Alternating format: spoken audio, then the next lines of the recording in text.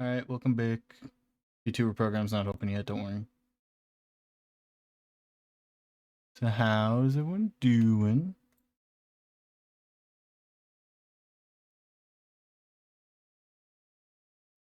The internet still seems unstable. What's wrong with it?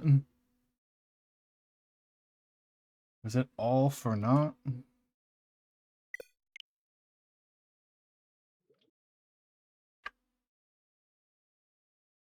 Wow.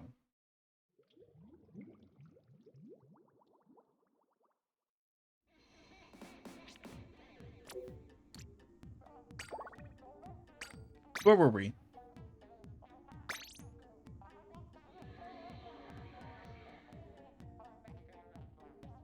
And turn that speed test.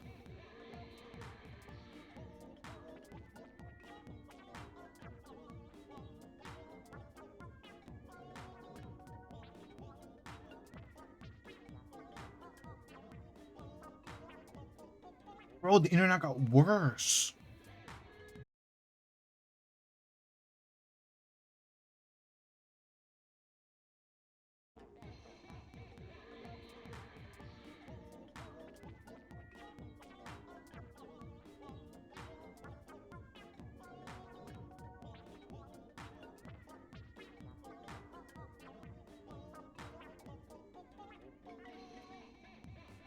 Alright, we're good now. Should be it. We're green at low bitrate.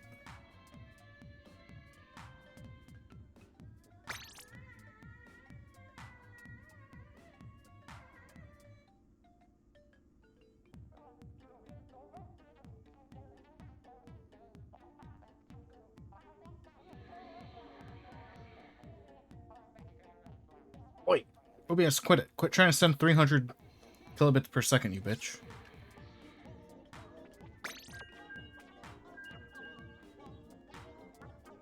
I limited you to 2,000. Stop going to 3,000. I should be fine.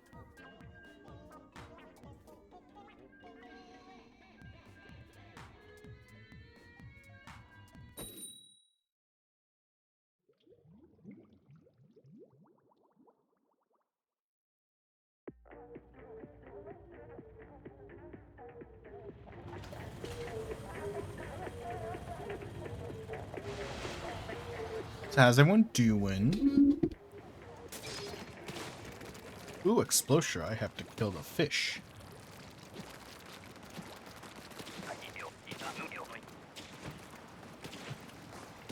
Oh, well, I like sandwiches, by the way.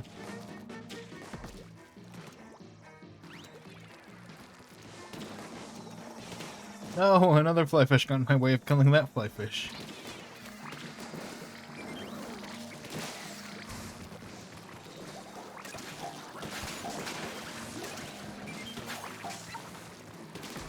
Rudolph the red-nosed reindeer. No! Bruh.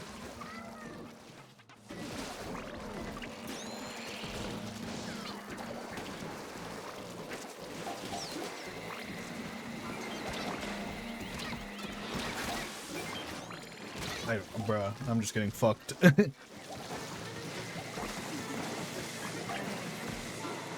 very long series of unfortunate events. No, I shot that. Nintendo way.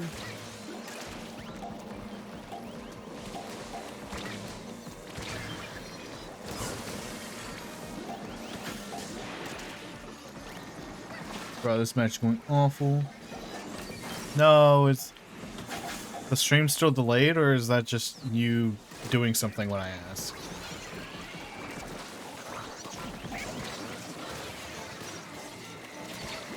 No. Rip.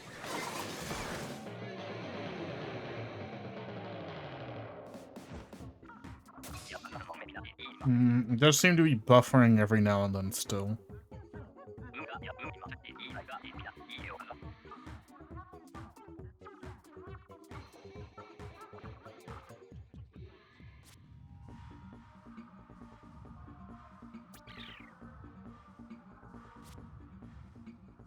Bump, bump. It doesn't seem that delayed on my end. I just hit open my stream. Should be good.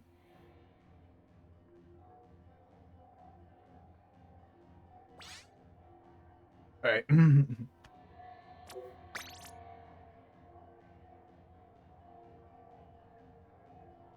So Roizen, you still there? That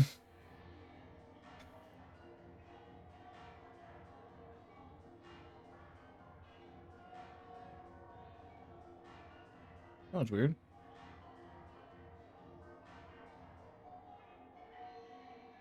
The thing just told me the BTTV was reloaded for some reason.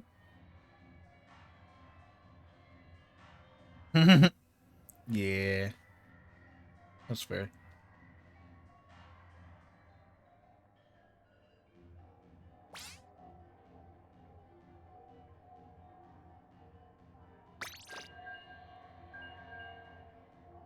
I keep the internet speed test in the corner of my screen. And keep testing it every now and then. So now when I can go back up to good bitrate.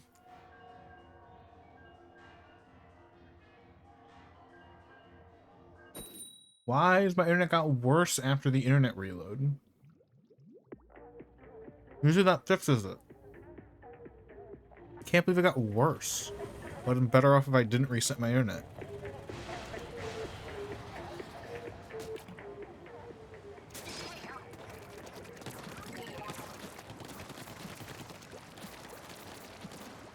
Yeah, I guess I'll go back to talking what I was talking about.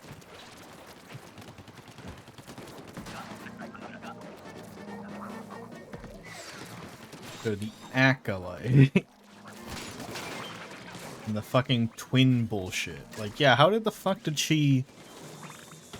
Like, they just have the same hairstyle. For some reason. It's just magic, I guess. They don't even, like, try to explain. They don't even go, like, ah, you see, they have the magic of twins. They're not... Like, twin power, twin force power. Make it so that they have same hair, they have same style. Even that's not how it would work, you know, they're different people, completely different personalities. They'd have different hairstyles. Hell, they'd probably have different hair length. Like, even if it's only by, like, a few inches. Fuck it, I think the evil twin would have cut her hair short, honestly. I think she would have cut, like, down to... What the fuck was that? She probably would have cut her hair down to, like, tomboy haircut, pixie cut.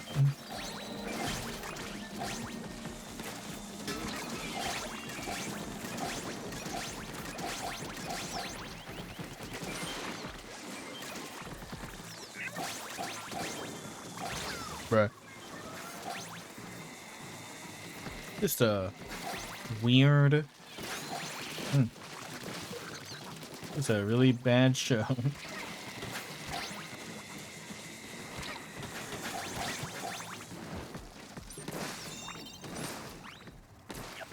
Pretty stinky, stinky poo-poo.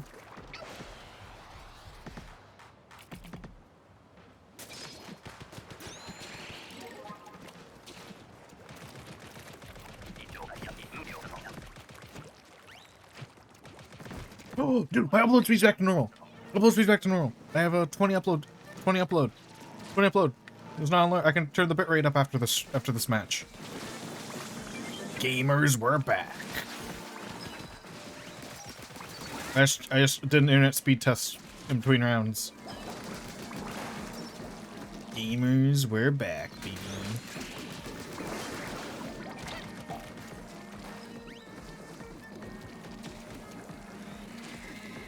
I don't know why it dropped or why it took so long to fix itself, but we're back, baby. Is there no one else to throw these at? How did you not die? I thought I threw one at you. Were there two? Or did I just miss? Oh, I'm dead, so let me try to turn my bitrate back up. Stream. Output 4,000, which is what you should have it at.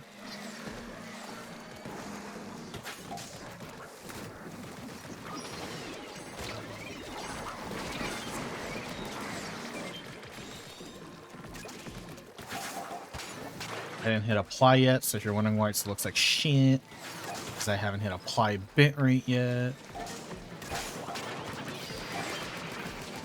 So I got revived.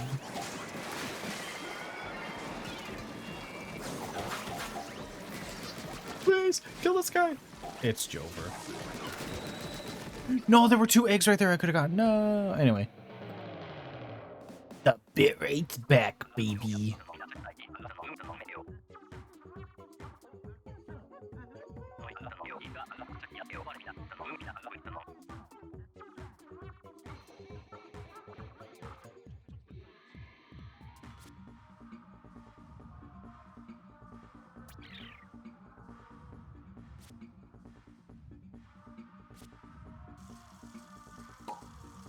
Hey guys, what's key? They always strike when you least expect it.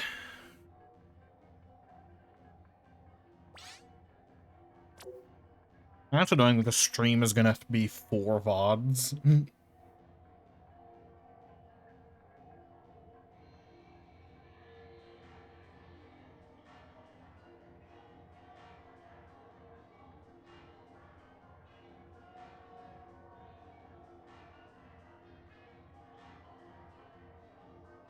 The Roisin, you still here? You want to talk about the silly twins again? Silly gooba gobs, the goobity goobs, the gooba da booba la booba, the honka badonka la lonka badoopa, the skibbity bibbity scoopity scat man. I'm the scat man. Skidabidi ba ba dum bum.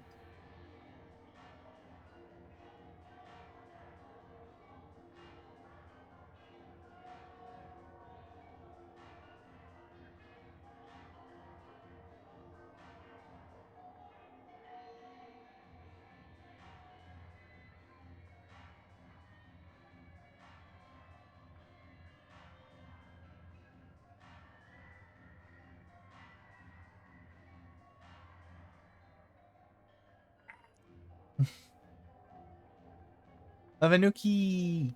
Wow! You've been warmed. You got here right as my bitrate got fixed. So my bitrate exploded for like 20 minutes. I am very warmed. So you doing? You were playing Tokyo Mirage.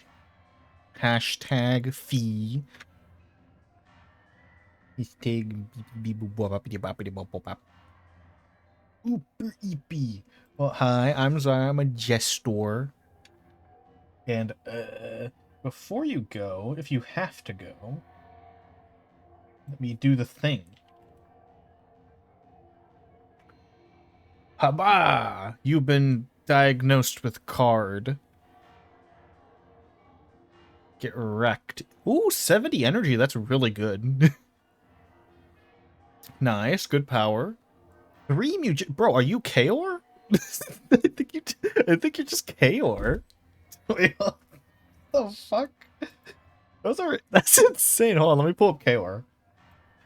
But this is I programmed a random card generator that will randomly assign you stats from my favorite card game / TV show, Chaotic. It's old. It's a 4Kids thing. It was weird.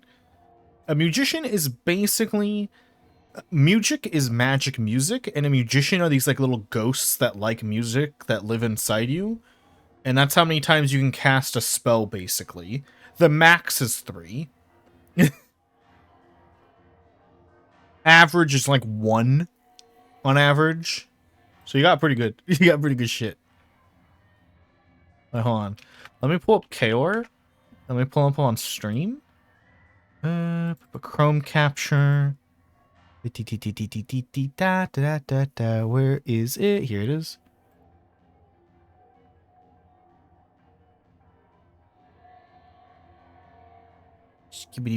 You basically just rolled this guy's stats.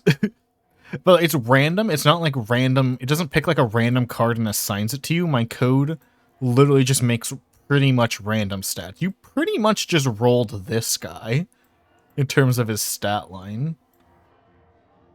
Wait, hold on. Turn off hide stats. There we go. You pretty much just got this guy, dude. Oop. That's crazy. You got lucky. Seeing the guys in one sounds like it is a party, dude. What? You couldn't ask for more similar stats. What the fuck? You got him. Got Link, Greg Universe, and someone else. He's him. It's the same stat line. He's the ruler of the underworld, this guy. Dude, you could challenge him to a fight and you might win. Got hit A in the game. Hep, hep. Wow. He's the ruler. He shoots. Wait, do you get... What element did you get? You got fire! You are him! Can we get this off screen while the game starts? Schlop, schlop. So I hope you're having a good day. If you gotta go, you can go, but, you know. What you gotta do what you gotta do. Beat the ruler of the under... It's not like Underworld like hell. It's Underworld like... physically. Like, there's like a hole. And there's this hollowed out underground. It's not like hell. But the characters there are basically designed after demons, so... kinda. It's not afterlife, though. You can just walk there. When you die, you're just dead. Yeah, you just go there. There's a place called the Pit. And the Pit connects the overworld and the underworld. Oh, I'd love to... You know, fuck it. Let's just talk about Chaotic. I love Chaotic. It's my favorite thing. Oh, Lava Pond. That's from Chaotic. Lava Pond's a place. Pretty cool. There's lava there. Pretty cool. There's something I find funny about the show. So the show, they talk about the lava pond. I'll tangent about the lava pond real quick, then I'll talk about the rest of the show. But they talk. He's the guy who uses the lava pond in that one episode. Clay. His name's Clay, by the way. He's like, oh. It's really hot. There's a lot of lava. He's like, the lava pond boosts fire attacks. But the lava pond does not actually boost fire attacks. He was like, it boosts fire attacks and weakens water attacks. The ability of the lava pond weakens air attacks. And it specifically boosts the powers of Magmon, which is a guy made of lava, which in that episode he is using Magmon. So I guess he's just an idiot. Because the lava pond was just boosting his Magmon because his Magmon is Magmon. Not because of fire. Basically home turf advantage. Because that's where Magmon lives. Yeah. Who's a liar? It weakens air attacks, not water. Something because air is like thinner or something when it's hot, I think.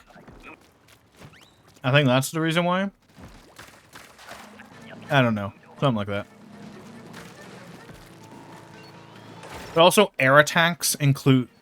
Air attacks are like weather, so they also include lightning. So I guess lava pond, it's underground. You can't really get lightning down there, so that's also probably what the idea is. I mean, you're gonna shoot lightning out of your fingers, but still. Yeah. Okay, yeah, that's probably the reason then. Why it affects air, not water. Okay, so anyway, Chaotic is this cool show. There's these 4 tribes. I'm gonna talk about Param and Chaotic instead of the actual main part. So Param's this place in Chaotic where these creatures live. That's what they're called. They call themselves that too. It's weird. You know, gotta tie into the game somehow. And there are 4 tribes. Technically there's 5, but that's a plot twist in the 2nd season. But, I mean, come on. One, you probably weren't going to watch it. Two, you're probably going to look at the card game and then see that there were 5 and be like, that's weird. So you probably would have gotten spoiled anyway, so whatever. Anywho. So there's 4 tribes. The Overworlders, the Underworlders, the Mepedians, and the Danians. The Overworlders are like... They live on the Overworld. They're like probably the biggest nation in the game. Tribe, technically, but whatever. They're called tribes, but they're kind of, whatever. They're kind of tribes, kind of nations, whatever. They have like magic, some technology. It's like weird magic fantasy technology.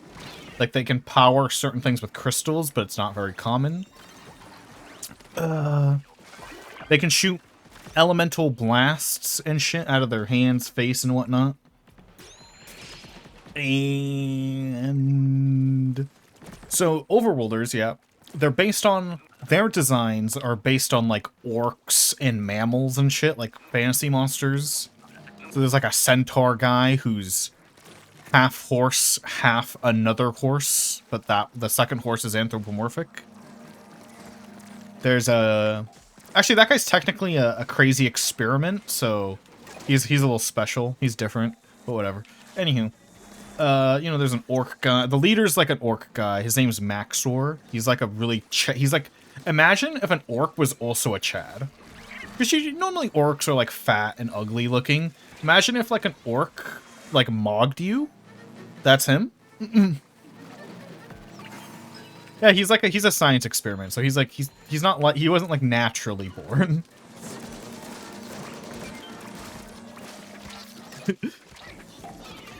Yeah, he's like really buff. He's like 7.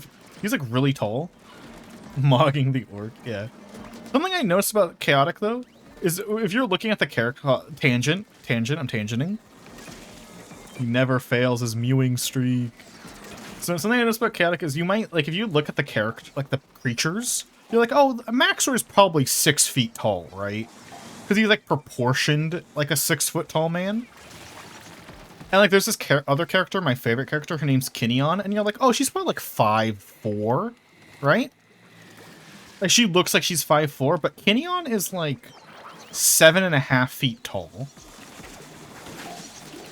Because they're just that much bigger than humans, because there are humans in the show. They're not from Param, they can teleport, or whatever, it's complicated. Rip. Rip.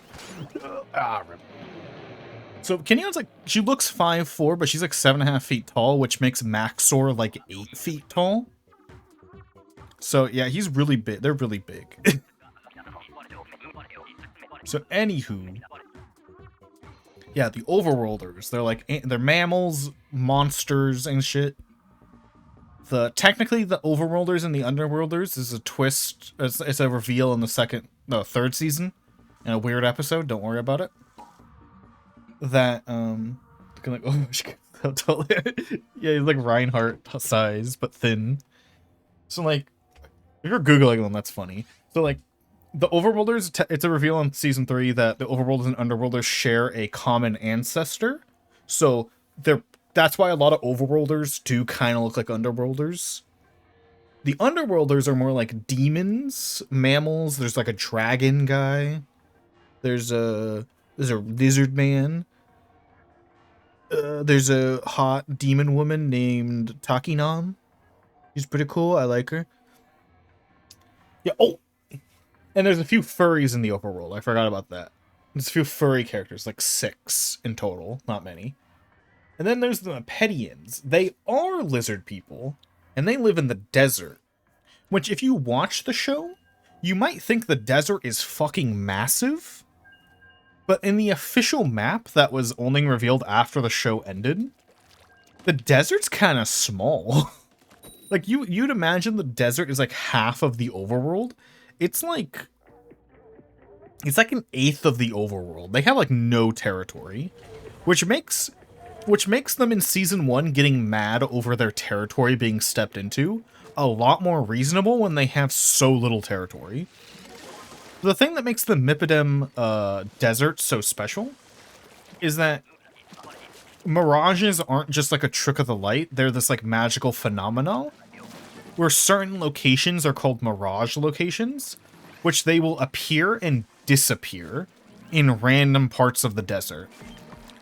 And they can be bigger on the inside than they are on the outside. So that also explains why the desert seems so big in the show. The Mirage thing's only explained in a one-off line, like a one-off line in a random episode that's not about the desert. So that lore is like not very well known because it's like 3 lines in an episode that's not about the Mepedians. So not even most Mepedian fans know about that. But I am the biggest Mepedian fan, bitch. I love the Mepedians. They're so cool. Another fun fact, people debate me on this, but they're wrong. The Mepedians have never actually done a single evil thing in the whole show. I'm not even joking. Like, I only finished talking about the Danians. I haven't talked about the Danians yet. Danians are bug people. Mostly ants. There's, like, some roach-themed Danians. They're a hive mind who serve the Danian queen. Alexia, I forgot her name, because I was only thinking of the second queen's name, which is, I think it's like Alexis or something. Pretty similar, but not the same. The Danian queen, I hate the Danians, by the way, because they are, in my opinion, people also debate me on this, and they're wrong, but they are the evilest tribe in the game, in the show. So, something I really like about Chaotic is the show, every tribe actually goes on a character arc. The whole countries go on character arcs in the show. Even though they're not that much given information. But, like, so every tribe starts off super racist.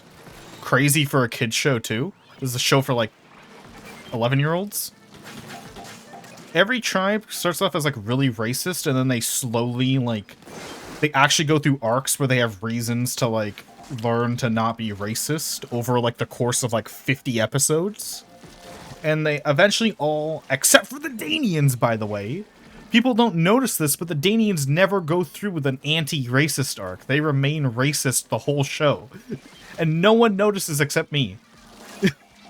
They stay racist. They're just like, fuck anyone who's not a bug person. But also something people fail to notice is that the Mepedians were actually never racist in the show. They're the only tribe that actually was never racist. I'm dying! Right? That's not the reason I like them. I like them for other reasons. But I noticed that on, like, one of my watch-throughs. I'm like, wait, they're not... So people will debate me being like, oh, but what about that episode where they imprisoned that human for 2 months? It's like, okay, first off, that human was trespassing on military ground. The Mepedians let the humans in civilian territory. That human was trespassing in military space. So that's why he was imprisoned. Second off, the reason he was imprisoned for so long is because when they captured him in military space, by the way, he was holding a half of the map to the Kothica. And the Kothica in Chaotic lore, it's not mentioned too much, because most characters believe it a myth. The Kothica is the Holy Grail in their universe. It's like, whoever has the Kothica will rule the world, because it's that powerful. I wouldn't call it a MacGuffin, because there's no plot points centered around finding the Kothica. So, like, yeah, I think it's reasonable to fucking imprison that guy. He had half of... Okay, first he had half of the Kothica, and he explicitly was trying to deliver it to another country. So, no, he was not... That human was not imprisoned for racism. He was... Honestly, I would have imprisoned him too. I would have captured his ass, and I would have stuffed his ass in jail until he told me where the other half of the Kothica was. I want that shit. Who wouldn't want the Holy Grail? It's the Holy Grail. Yeah, people debate me on that, but like, bro, he was perfectly reasonably imprisoned. The Underworlders and the Overworlders do start off as racist, despite the Overworlders generally being the good guy tribe, which I think is actually pretty cool. Humanity. Like, the Overworlders are generally the good guy tribe, because the main character, because, you know, there's, like, 4 main characters, but the main one, you know, is the Overworlder liker. He, like, likes the Overworld. But yeah, I find it awesome that the Overworlders are not portrayed as good people at the start. They slowly become, like, they're the best, probably, at the start, but they're not, like, they're not, like, morally righteous 100% of the time. Oh. In the episode where they're trying to rescue the human from a Pedian prison, the Overworlders are racist in that episode, even though they're trying to rescue the human.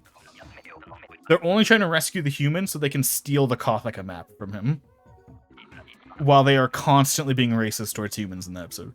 But again, it's part of the character arc. The tribes go on character arcs to stop being racist, and it's really cool, and I really like how it's done. It's a good show.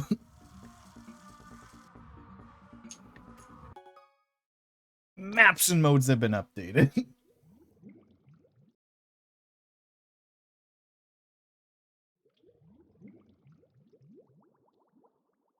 Imprisoned. Anyway, now let me talk about why the Danians are evil, because it's not just the racism thing. Crazy, I know. They actually commit crimes against humanity. Like, if the Danians were real people, like, if they had the Geneva Convention, the Danians are, like, giga war criminals. But I don't think the show realizes that they're so evil. I wrote a Twitter thread about, or not a Twitter thread, sorry, a Blue Sky thread the other day about this, about the Danians, because I want to just have, like, a reference to always look at it. That's something. Okay, so in season 2, after, I would love to hear more about it. How he's losing. All right. Have a good night. You have to sleep. Go sleep. I'll continue talking, and maybe I'll finish the talk with you some other time. I'll explain why the Danians are evil to everyone else. Good night. All right, guys. Danian talk time. So in season, okay, I had to explain something. Thank you. I like talking about it. Lurk. Have a good lurk. Sure. Oh, the Danians, right? Everyone who's still here. Bug people. In season 1, we learn that the bug people can, so we learn that the bug people can, infest people with or any creature with a parasite. And what that parasite will do is it will transform you into one of their species in a really disgusting body horror way. Like, it's really vile. It's really fucking evil. And one thing that makes me call them evil is, so after a human helps a tribe, usually in the show, the tribe will put aside their racism for a little bit and reward the person for helping them. They'll be like, you know what, maybe your species ain't so bad, you know? The girl main character, Sarah, saves the Danian queen from assassination, and they offer to assimilate her with the parasite. And I'm like, you're gonna punish her? Like, they were about to grab her unwillingly, but if she didn't teleport away. Like, they were gonna fucking assimilate someone and, like, basically kill her for saving their queen. No good deed goes unpunished, I guess. It's so fucking evil. And you might say, oh, but at the end of season 2, Rasnus... Oh, no, hold on, let me explain Rasnus. So Rasnus was an ambassador from the Overworlders to the Danians. Right? So he was supposed to help make relations between them. But the only tribe that never got an ambassador was the Underworlders, because they were just too racist at the time. They had no desire for peace at the time. So the only the only ambassadors were Overworld to Danian and Overworld to Mepedian, which my favorite character is the ambassador to the Mepedians. So that's pretty cool.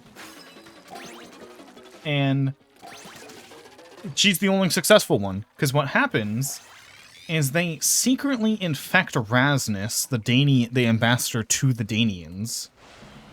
Who, by the way, Rasnus's best friend is the king of the Overworld. And Rasnus gets transformed while hiding in Maxor's house and tries to kill Maxor. Like, tries to straight up execute the king.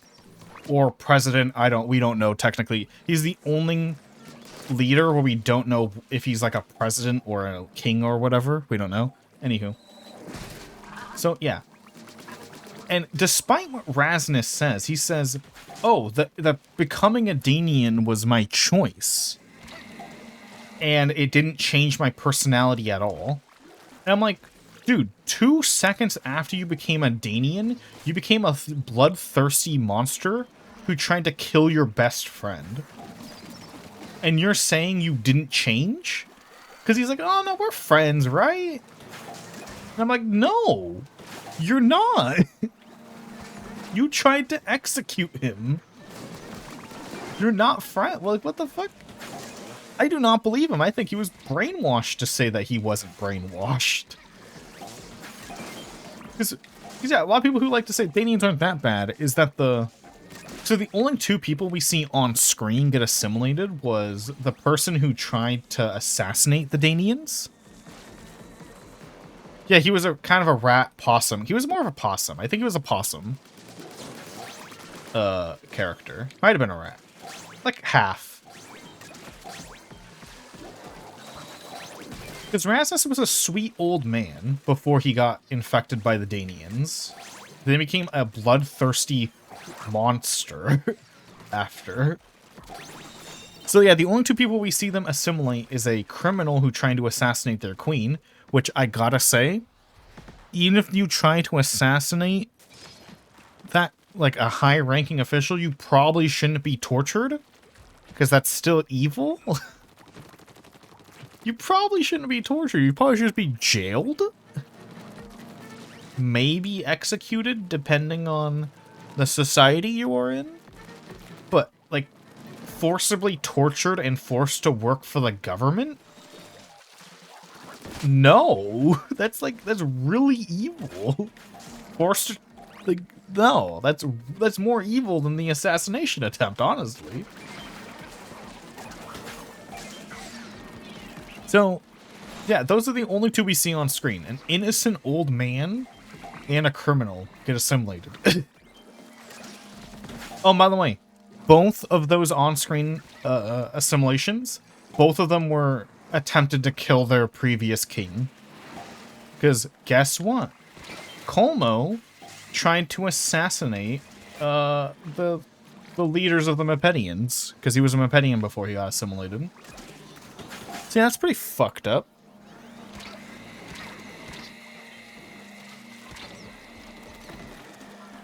Yeah, do you know what Kaor did to someone who tried to assassinate him? About Kaor being the leader of the underworld? He said, do it again and I'll break your fucking kneecaps. That's what he said, because he's a Giga Chad, baby. He didn't, by the way, his like 3rd in command tried to assassinate him, by the way.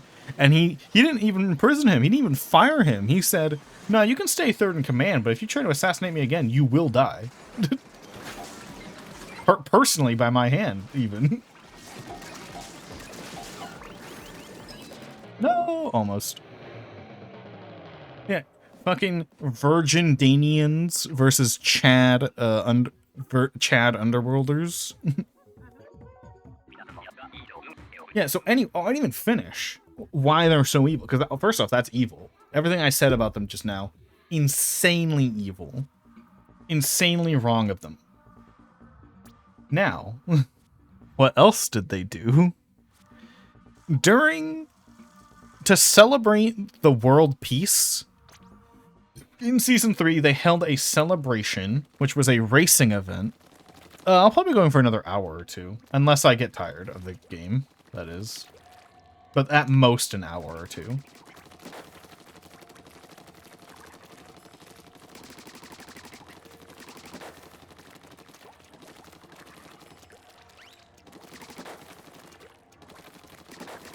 Are you feeling you ready to wrap up?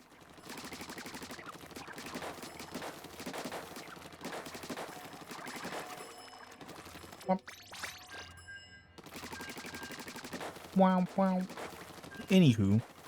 Yeah, so during the fucking event that they held to celebrate world peace, basically, in Season 3, where all the tribes kind of united to not be racist anymore and to, you know, have trade routes and shit, you know? Like, people try to go, actually every tribe technically tried sabotaging the race. So here's what every tribe did to cheat during the race. Because yes, they did cheat, even though winning brings nothing for their team, except glory. Let's see. What did every tribe do to cheat? One guy, because technically it's a free-for-all. When his, another person from his country fell into the water, he helped him. That's what the overworlders did to cheat. Technically cheating. But everyone said, like, it's a friendly race, who cares? The underworlders teamed up with one another in a free-for-all race to take out someone else. Technically cheating, but again, they said, yeah, it's for fun. Who cares if they team up a little bit? The Mepedians caused a bunch of wind to... No one saw this, by the way. But they caused a bunch of wind to mess with everyone who wasn't a Mepedian during a section of the race. Yeah, that's cheating. That's cheating. That wasn't very nice. You know what the Danians tried doing? They tried assimilating all the other racers. Yeah, they just tried war criming in the middle of a peaceful race. But people try to actually me, they all cheated. It's like, yeah, but only one of them tried cheating with a war crime. Only one of them brought mustard gas to the fucking peace rally. Like, I can't believe there were people who tried to actually me on that. Like, no, dude. One of these is clearly worse than the other. Yes, they all cheated, but some of them were way worse versions of cheating. It's like comparing someone who, like, didn't shuffle their deck properly in Yu-Gi-Oh! Versus someone who stabbed someone else at a Yu-Gi-Oh! Tournament. It's like, yeah, one of these is worse. One of these is way worse, dude. One of these is like, whatever. And the other is, holy shit.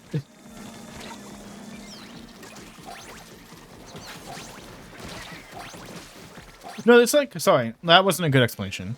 It's like if in Yu-Gi-Oh! Someone accidentally forgot to take a sighted card out of their deck, so it's technically an illegal deck on game 1. And then the other guy stabbed someone. That's basically what happened.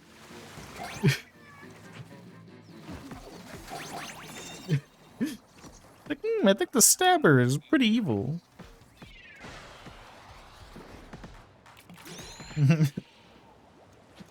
You're like, guys, they both cheated, it's fine. Like, nah, dude.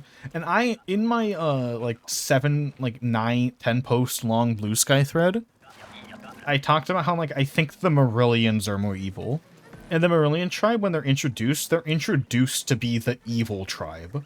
They're the reason the other 4 tribes unite with one another and create world peace is to beat up the Marillions.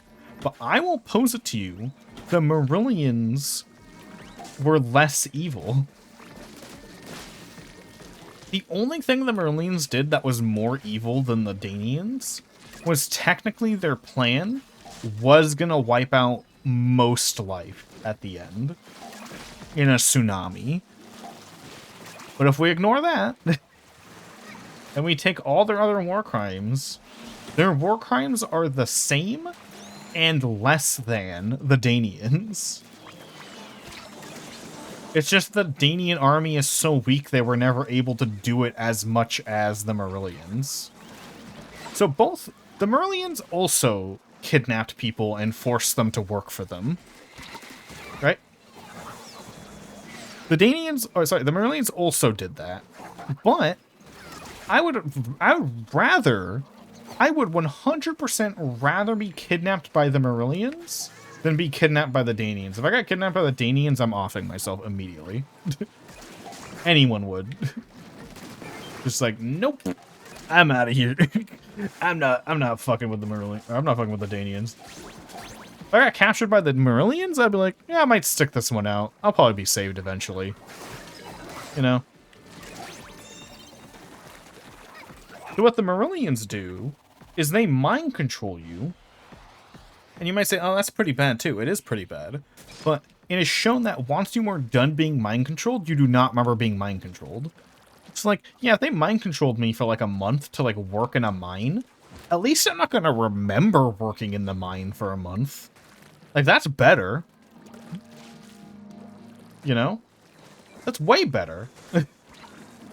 But if you get taken over by the Marillion, or by the Danians, first off, you go through excruciating pain. Secondly, you basically die, and there is little hope for recovery.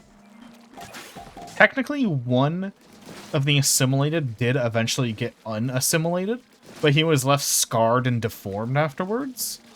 And also, he's the only one. So, yeah.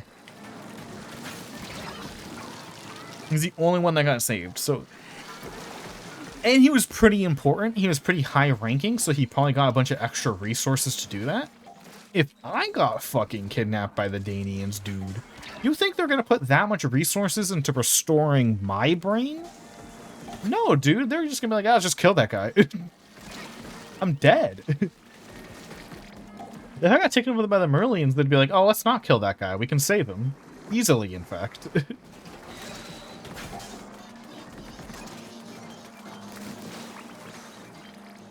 It's barely a hassle to save that guy, technically. Relatively speaking.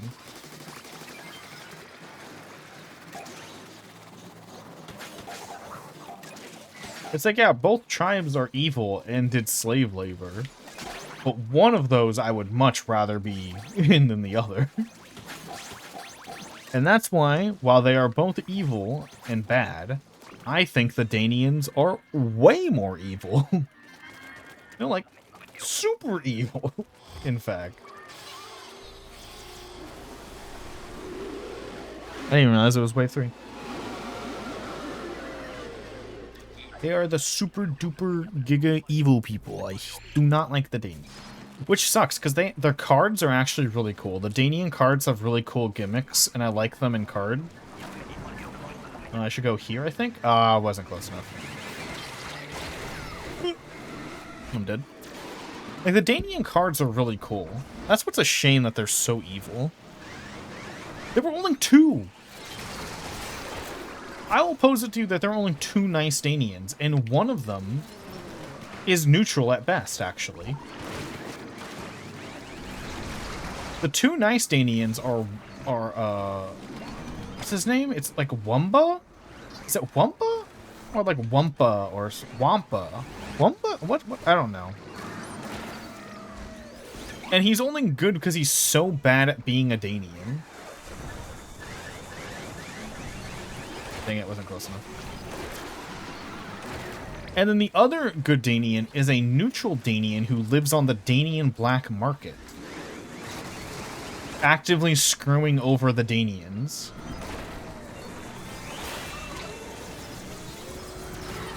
Whoa! I died. In my Booyah Bomb. Right as it finished charging. Yeah, there are only 2. And I will count the black... I will count the black market Danian as a good Danian. Because he was technically screwing over the queen. But... yeah, the fact there are only like 2 good ones is insane. Maybe you could say the one that tried joining Kaor to unite the tribes was good.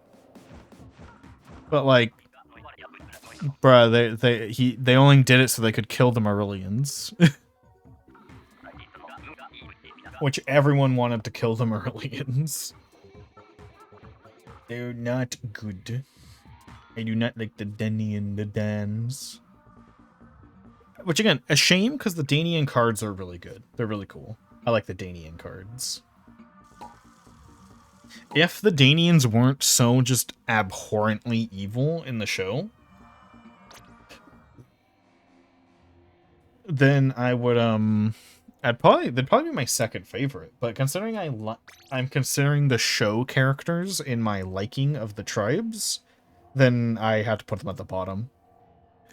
In terms of if there's no one trained flooding the yeah, they're underground. Fucking flood them. Why not? Pour water in that anthill.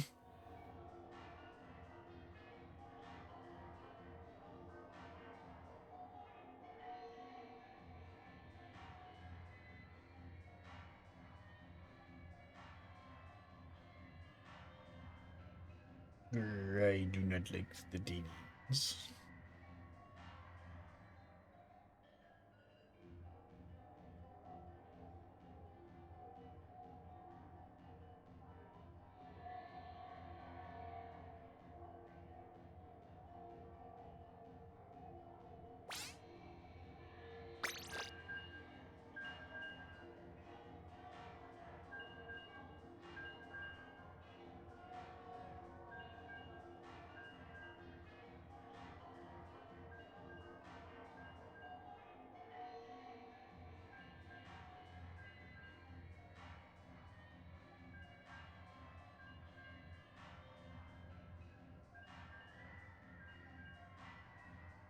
Like real insects.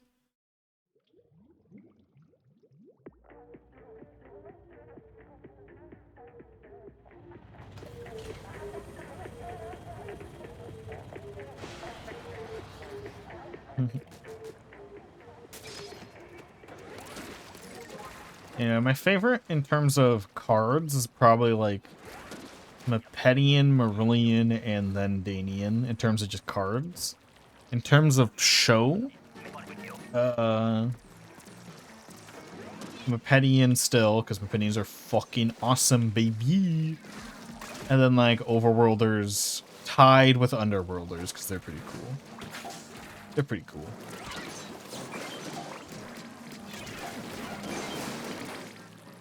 They're pretty chill.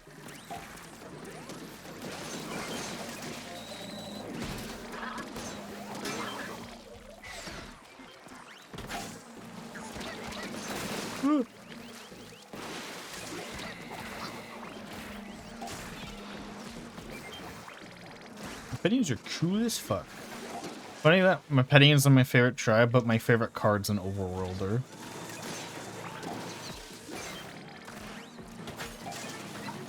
But to be fair, she's an ambassador to the Mepedians, so it counts. She's a one of a kind.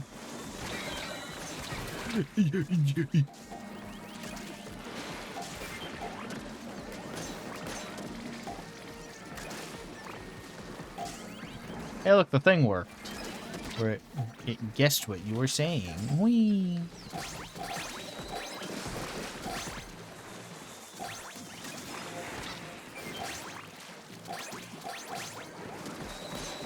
Fluffy white girl, Eremia.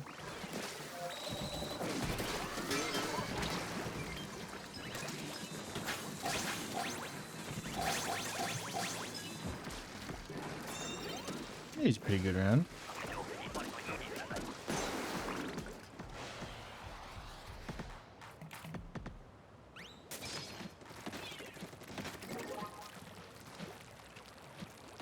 I think it's been a good day of ranting.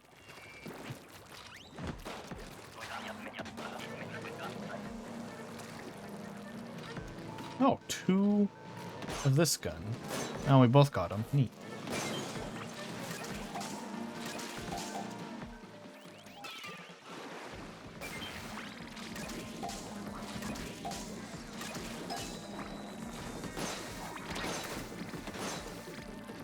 Yeah, there it is. An eggland behind me.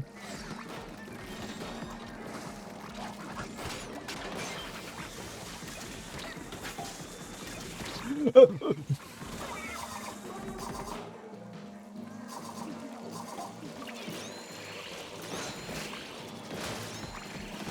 think I got that revive over there. No! I'm being attacked by a small fry.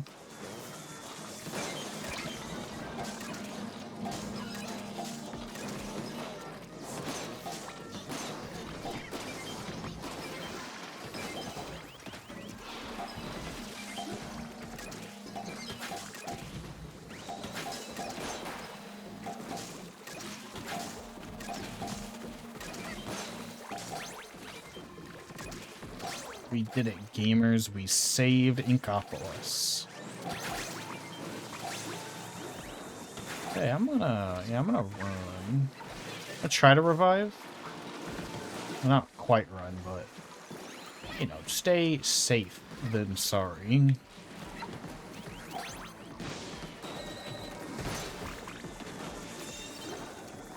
Yeah.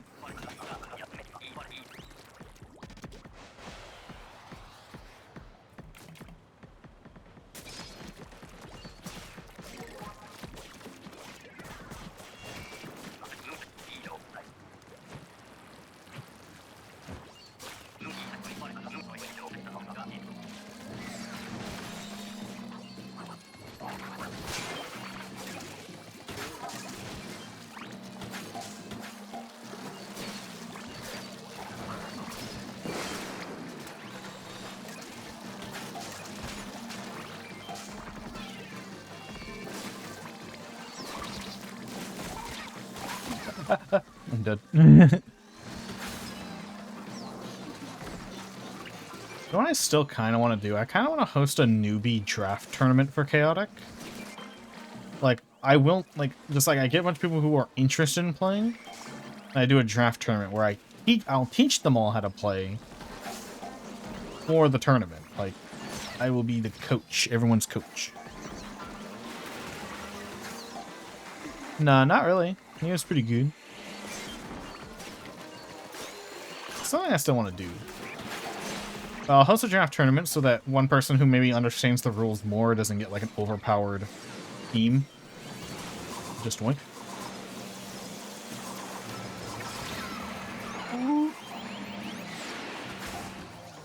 Well, my second Booyah Bomb didn't work. That's great.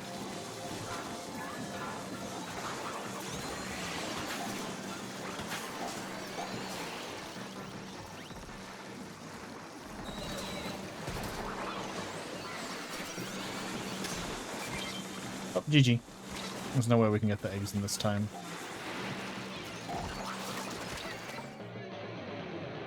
We're back, so I'm here. Ooh, new outfit. Ooh, you like it? It's from Chaotic.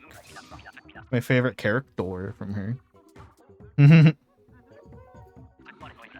I was just ranting about Chaotic in a good way. Except I was also hating on the Danians, because fuck them.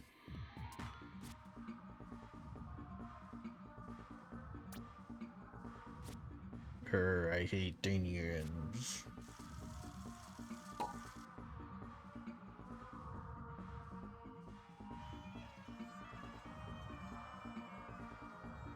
Kill in a game with it's just madness.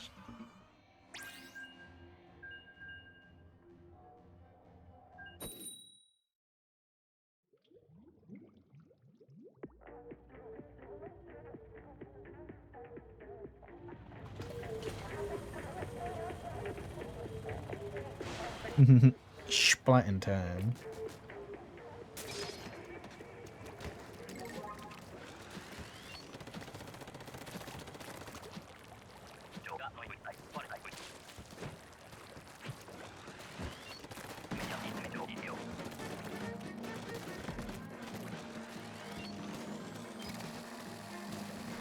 Womp.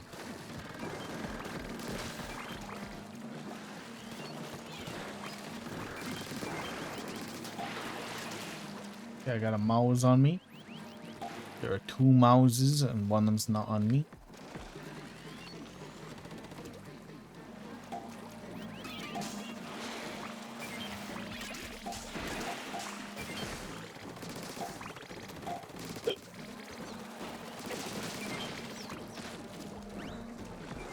Egg. Ooh, ooh, ooh, ooh, this guy's bringing it right to us. Look at that. And someone disconnected. Oh, that's why you said you hate your life. Oh, I see. I hate my squid-ass life, dude.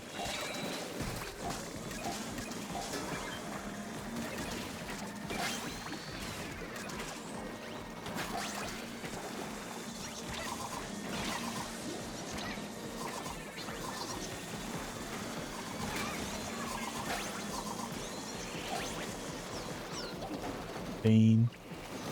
How? Literally how?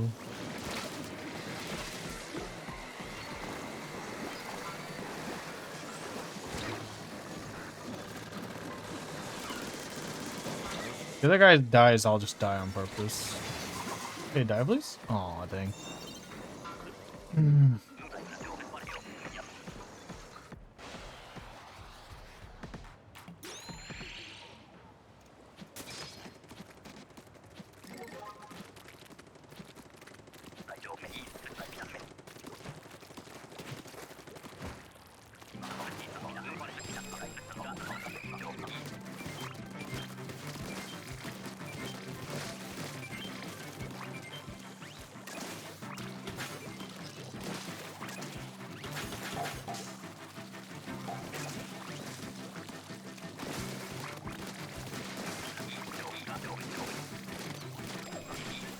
Yeah, I think we're doing that tomorrow. Pretty sure. I forget my schedules after I make them. It's another week where I'm scheduling around Splatoon because I like this. I like.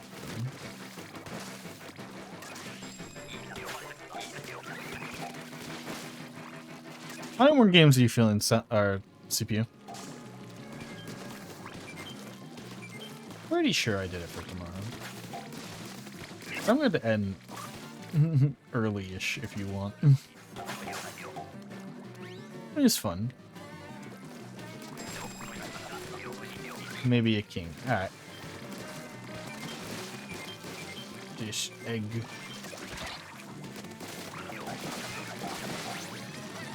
Oh my god. Fair, fair. Yee. New. World ends with you. I feel like I don't know how long Neo's gonna... Well, we'll probably finish Bloodstained, like, this week. Because Metroidvanias don't take too long, and I feel like I am gonna be speeding up in the game, because... I feel like Metroidvanias always speed up near a certain point. Actually, Metroid, I think, slows down more. Yeah, I think we have 20-ish% of the map uncovered. Which is usually a good indicator in Metroidvanias of how much of the game you've beaten. Because, yeah, there's backtracking, but, like, the new rooms are where the end, where everything is.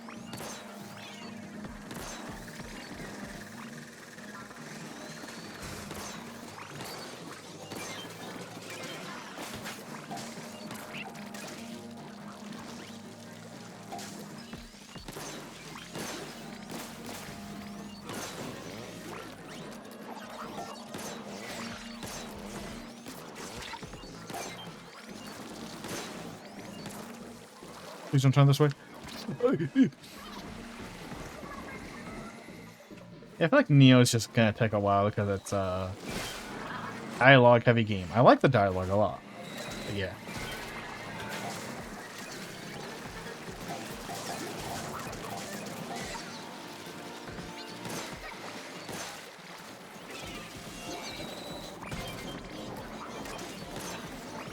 Well, a tangent in my head, and I'm just gonna tell you the end of the tangent.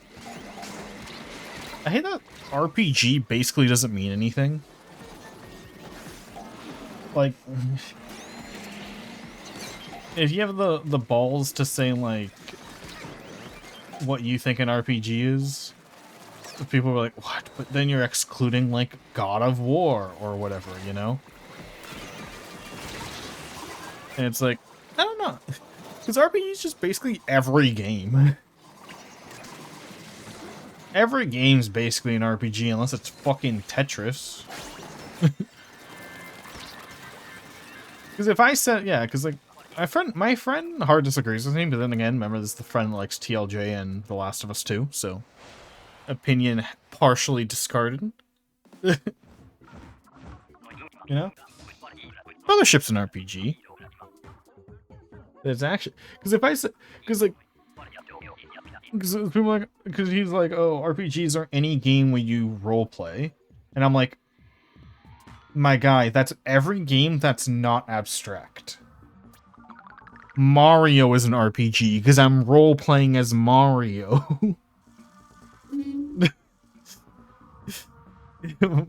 Mario 64 is an RPG because I'm pretending to be Mario. Ooh, I forgot to exit. Alright, we're good. Exited in time before it queued me up again.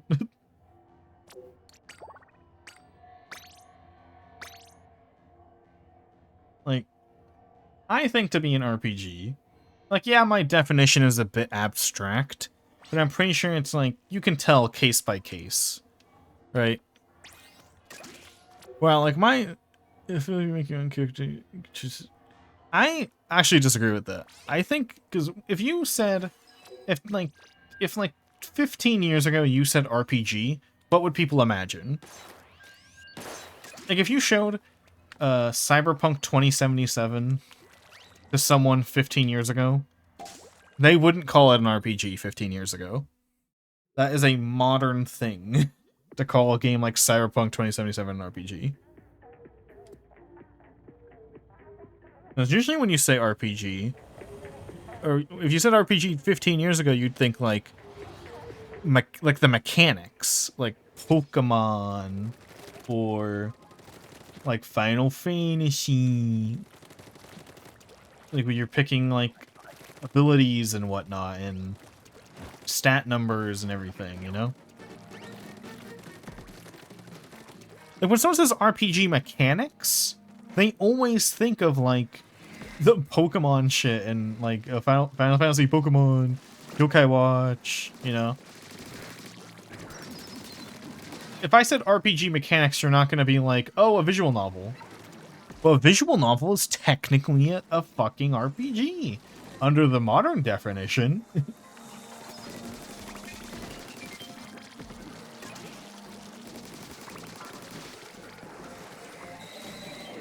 Like, I'm not saying it has to be turn-based. There are non-turn-based RPGs. But you get the vibe I'm talking about, right? Like, those kinds of mechanics. Because if I removed... Because we all agree Pokemon's an RPG, but you don't roleplay in Pokemon now, do you? Well, you roleplay in Pokemon as much as you roleplay in Mario 64, so... So if modern definition, if you take modern definition, if Pokemon's an RPG, then Mario Odyssey is an RPG, you know? And then we've lost the whole point of having the word RPG, you know? Under modern definition, Pokemon is like basically not an RPG, unless we include Mario or something crazy.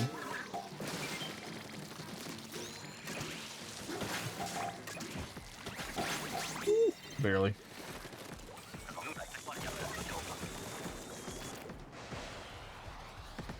Like, because remember, the original RPGs were not video games. It was like, it was Dungeons and Dragons. And remember, what you didn't make story choices in the original Dungeons and Dragons. What did you do in the original Dungeons and Dragons? Because Dungeons and Dragons, the original, was not about storytelling.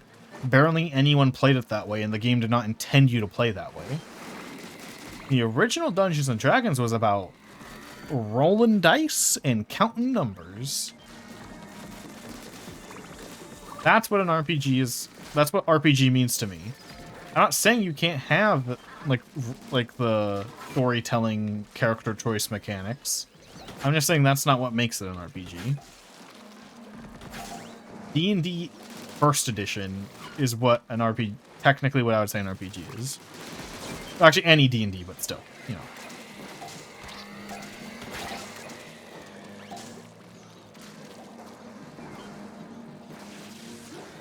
Yeah. Under the modern definition, everything is. Except Tetris. Unless your game is super... If there is a character in the game, it is an RPG, basically. Like, we call Witcher an RPG, but we don't call... I don't think people call Red Dead an RPG, but they are about the same amount of RPG. In terms of the modern definition.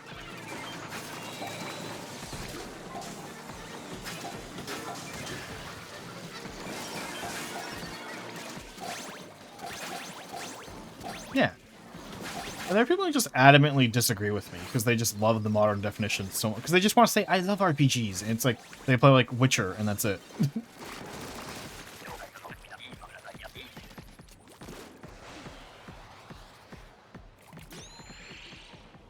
And if you say like choice, like I heard some people saying like, okay, it's an RPG if your choices matter. And I'm like, okay, so Cyberpunk is not an RPG then. Cyberpunk 2077 is not an RPG because your choices, until the DLC dropped, did not matter. So if you're saying choices have to matter, then Cyberpunk does not count unless you play the DLC. Then it counts, because then your choices do things. Because that was one of the main complaints with Cyberpunk when it came out, other than the glitchiness, was that your choices don't matter in the game. And they kind of don't. Like, at all.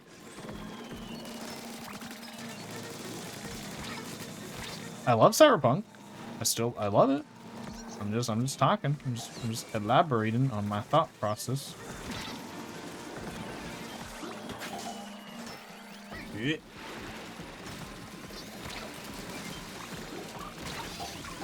Like, or like, because okay, so if the game has to have choices that matter, or just any choices really, then Xenoblade Chronicles 1 is not an RPG. Because Xenoblade Chronicles 1 has no choices in it. But I think we all agree Xenoblade 1 is an RPG.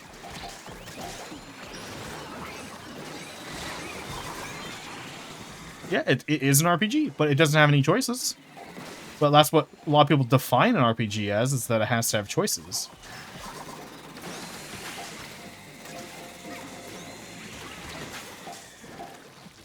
Yep. If it has to have choices, Xenoblade's not an RPG. Or if choices are the only thing that matters, then Majora's Mask is an RPG, but Ocarina of Time is not an RPG. Because Majora's Mask has choices that matter. Ocarina of Time does not.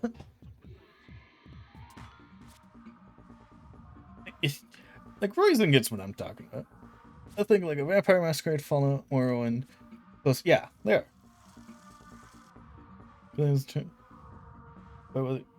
Yeah, like I get like if the choices thing, if choices is the only thing, which I think a lot of people will say is the only thing that matters, then yeah, Ocarina of Time not an RPG. Majora's Mask RPG.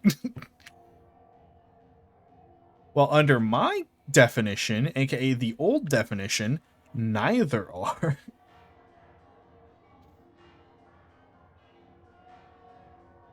Mario RPG. Actually, I can't believe I didn't bring this up as an example yet. Mario RPG is Mario if it was an RPG. Now, what does Mario RPG do that Mario does not? What? It's game mechanics. Yeah, I have boobies. Dingus. Stinky. Anyhow. So yeah, if Mario RPG does not have choices in it, yet they called it Mario RPG for some reason. Maybe it's because an RPG isn't about choices, now is it? It's something weird here. The Badoinkers. The only choice in Mario RPG that you can make is when You're answering the quiz questions in the quiz section of the game.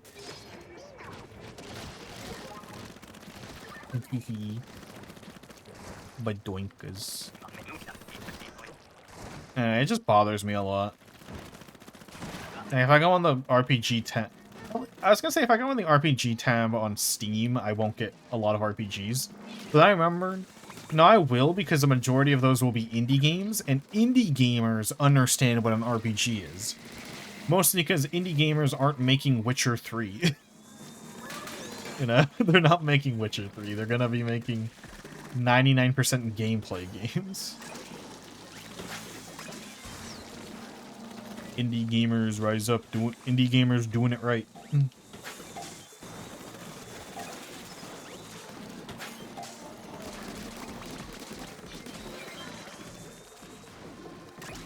Me. Oh no, what's Xbox like?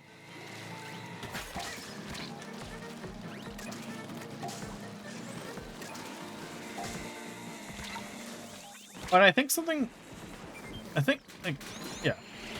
We all agree that every Final Fantasy is an RPG, but I'm pretty sure the first Final Fantasy game didn't have choices in it.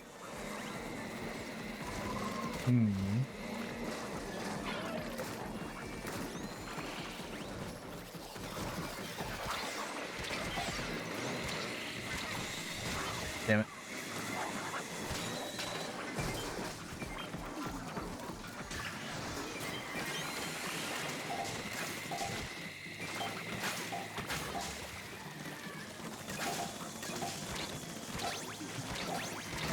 Yay, we barely made it. You don't get it, it's only an RPG if you don't, if I like it and I don't know what I'm talking about. So true. So to conclude, I guess, but I never conclude because I always tangent. But in conclusion, the modern definition will never be satisfactory to include everything the modern person calls an RPG. Meanwhile, my definition is based and red pill.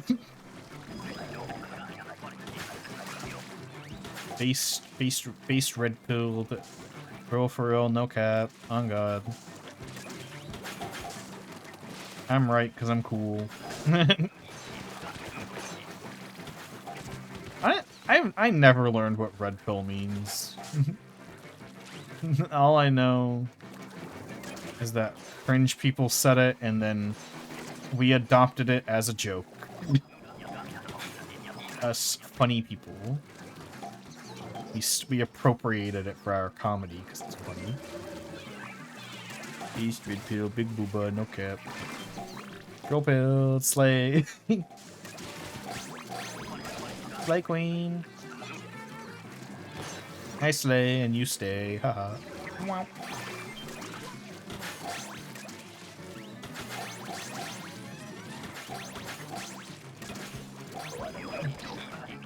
Let me up.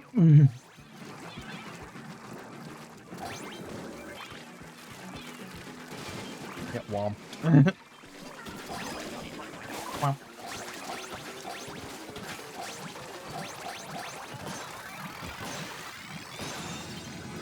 I like they all try returning to the Mudmouth at the end. They were like, take me back. Back to the womb.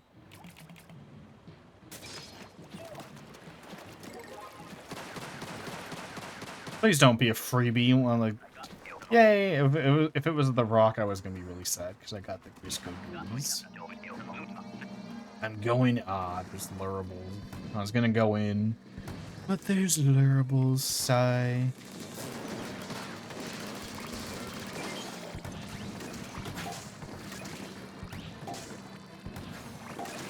Ah, 2 snipers? God damn.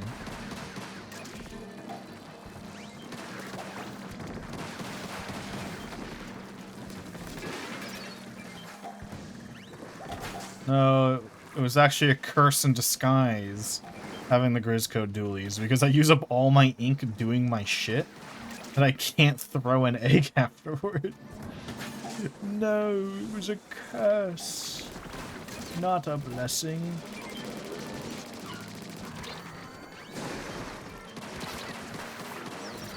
Ah!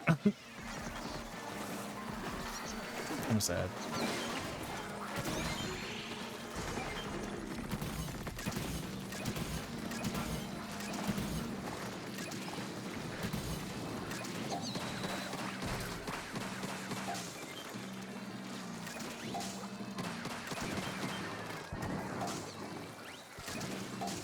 Imagine not doing eggs and...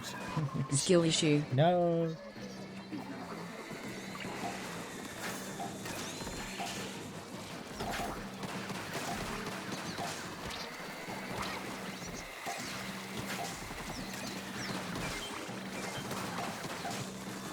One more.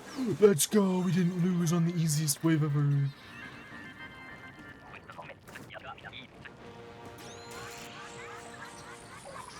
No, I was drawing something funny. Womp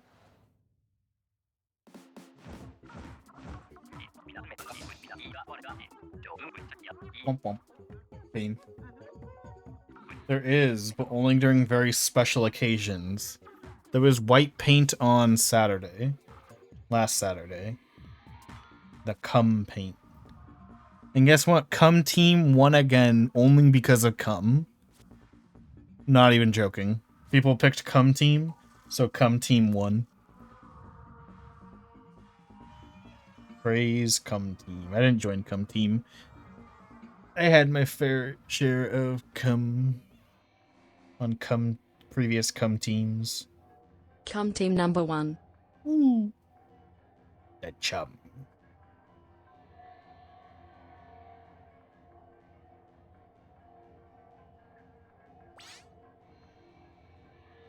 It's all over the map, oh my god.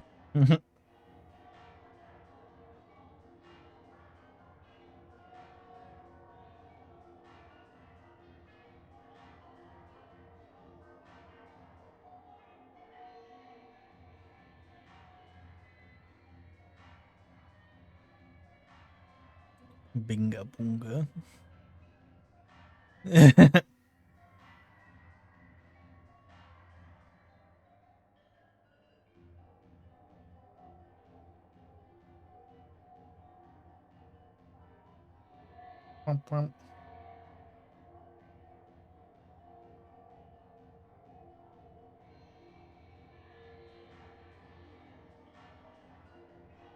Ooh.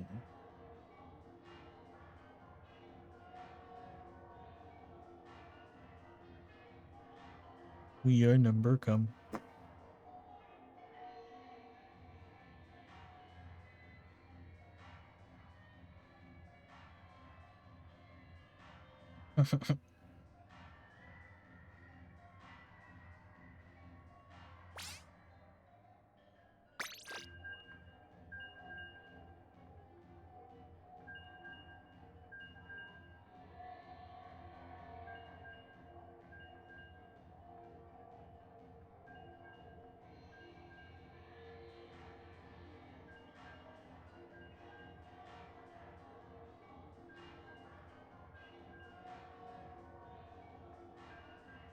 Ooh, pretty art on my Reddit timeline.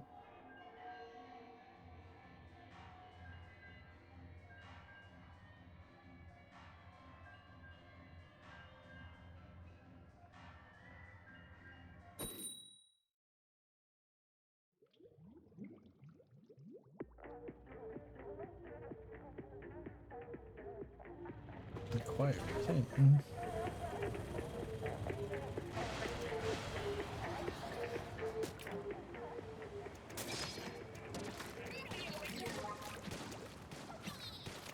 I'm wholesome 100 epic gamer Chungus.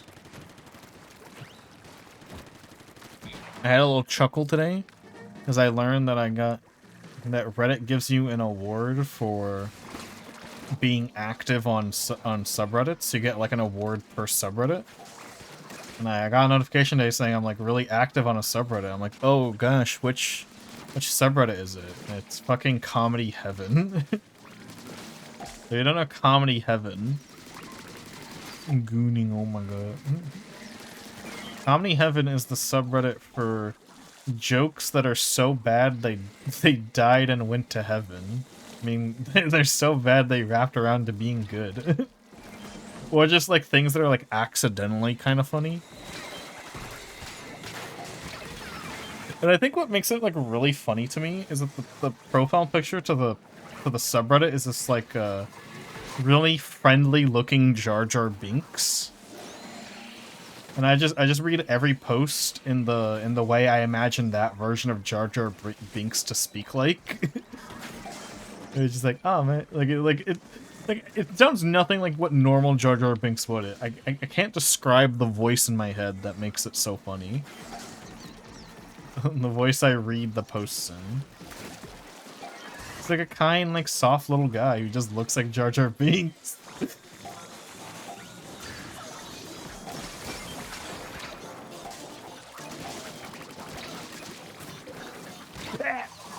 Yep.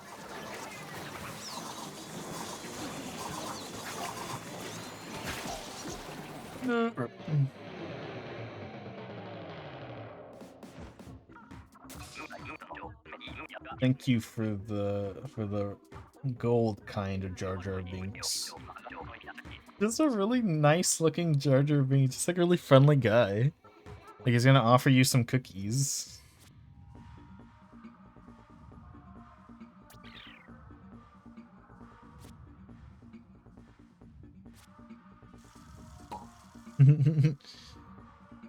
Fair, fair.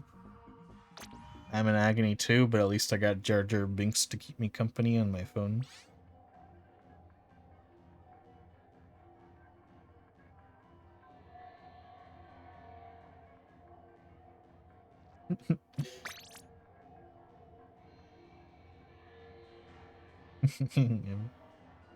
Thank you, Jar Jar Binks. You're my hero.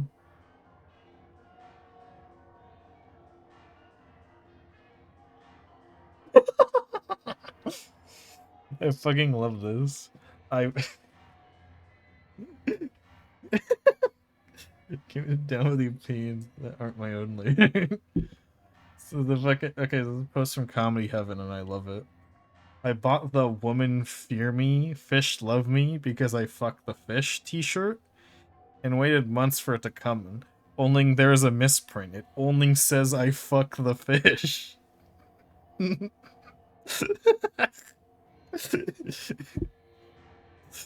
I fuck the fish. Good t-shirt. I'm gonna wear that. It just there's no context. He does it.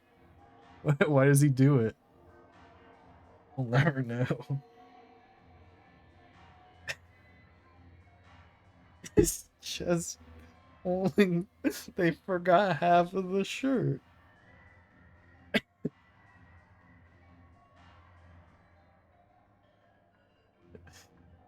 Thank you, Jar Jar Binks. Well, no, yeah, I love classic 2009 anime meme.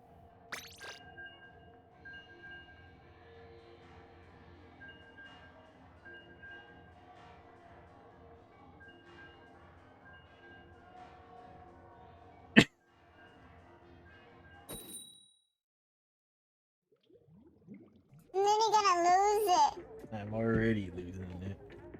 A big flopper.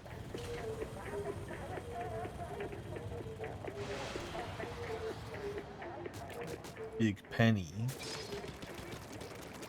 Top 10 Dude, top 10 things I reference that literally no one I know also knows the reference to. In an old Oni Plays video. They go on this bit about a Who up rapper. flop and they flounder. They flopping out, they flounder. Me. There's an old Oni Plays video where they do a fucking like 10-minute long bit about a rapper who has a comically large penny as a necklace. Like, I'm talking like a 3-foot long penny. And his name is Big Penny. And he has the shittest fucking bars ever. Fucking love Big Penny. My favorite one-off joke character is Big Penny. He's just a rapper. His only redeeming character trait is he has a really big penny. It's my favorite Oni plays bit. Because it's so not funny. It's comedy heaven. It's so not funny that it wraps around to being funny again. The bit is just like go on Chris, sing one of Big Penny's songs, and he just keeps going, Big Penny, he has no bars. I'm good, I'm alive. Bars are so he's Big Penny though, so he's intimidating. You have to respect Big Penny, he has a big penny. Oh my god, I'm almost dead.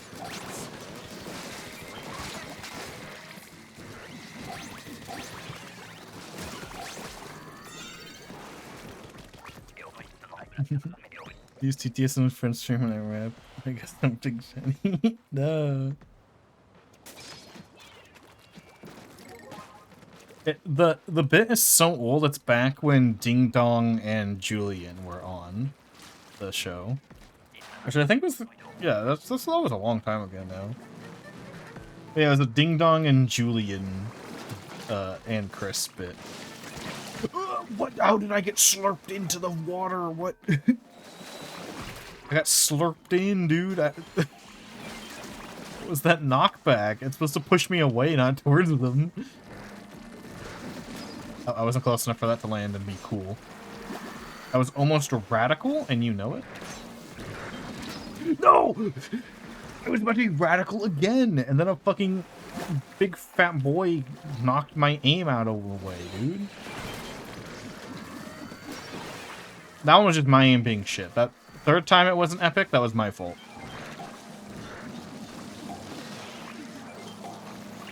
I need to find the Big Penny video, because I haven't watched it in a while. Big Penny. I got... Wait, no, I remember one of his lines, one of his bars. It was like, I got copper. I hate the coppers. It's just so shit. It's so... Oh, yeah. Dude, everything is conspiring against me to make me miss my fucking steelhead shots today, dude. Oh my god! Again? If it happens again, I swear.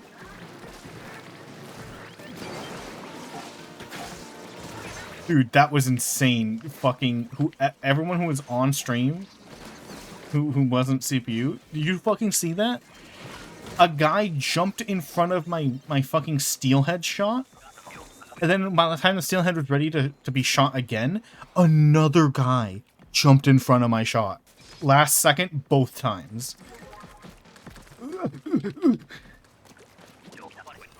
Get down, Mr. President. The most important steelhead in fucking salmon history, dude. 2 guys sacrificed themselves. Fucking insane.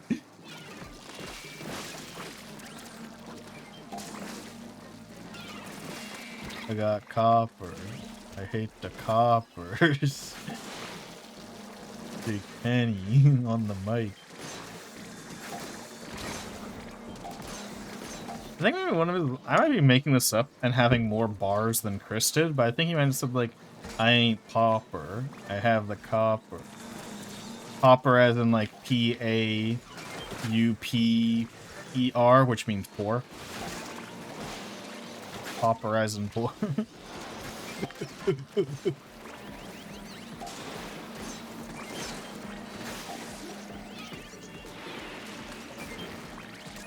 Yeah, I might have just made that bar up, but it sounds like something Chris would say. No! Zara's model booba make thy eyes go a wooga. I got copper. I hate the coppers lil ro on the mic. Off to dine /HJ. A Big Penny.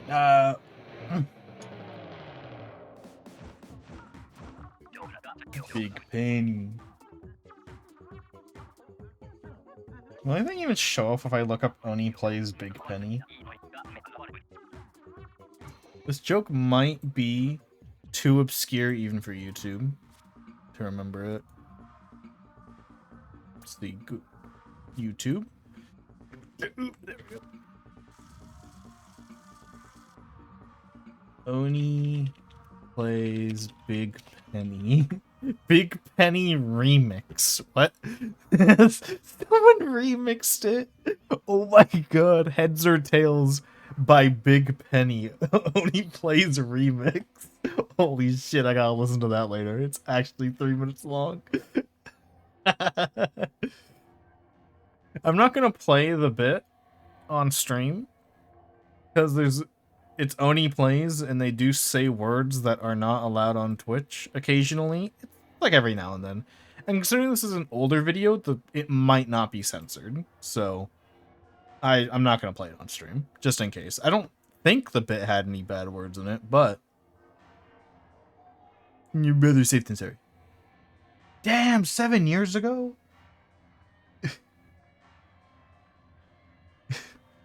Ancient, dude. Ancient. Ancient Big Penny lore. I'm gonna, immediately after stream ends, I'm listening to the Big Penny remix. Immediately, the second it ends. Hitting play on that video. I mean, I could just play it right now, but then you guys will just watch me vibe to a song you can't hear. And then that's just weird. Like, oh, this track fire, man.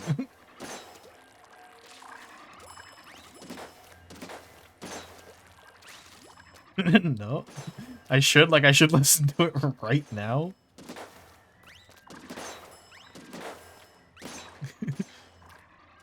It stays on during premarital hand-holding. I love Big Penny.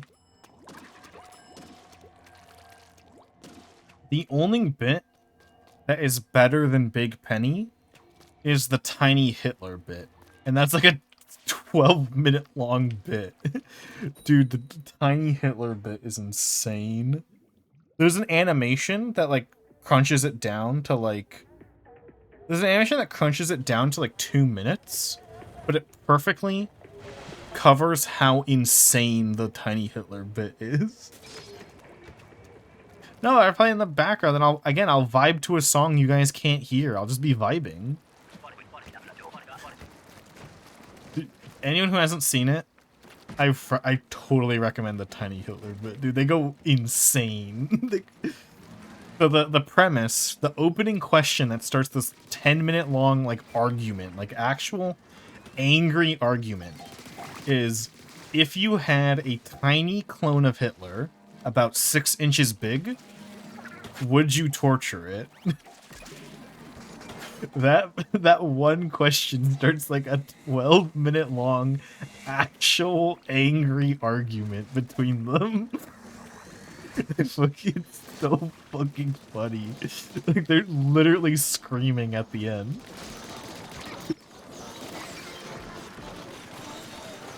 It's so fucking good.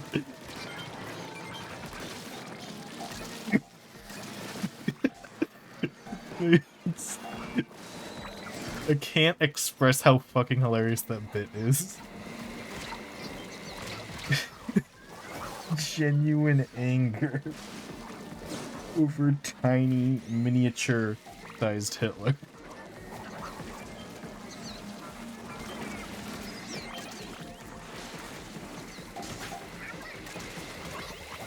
I think the funny thing is I don't think it would have started an argument if the question was, would you torture it? Like, if he just asked, like, if you had a tiny Hitler, what would you do with him? That probably wouldn't have started an argument. Just the fact he prefaces, would you torture him, is what starts the argument. Like, how the argument starts is that Oni, the person who asked the question, wants them to say yes, they would torture a tiny 6-inch tall Hitler. But everyone else is just like, no, I wouldn't torture anyone. And it's a clone. It's not even him. It's not the real Hitler. Because they're all adamant, like, if it was the real Hitler, sure. But it's a clone of him. So So no. And that's what fucking starts the argument. Also, yeah, I got brush.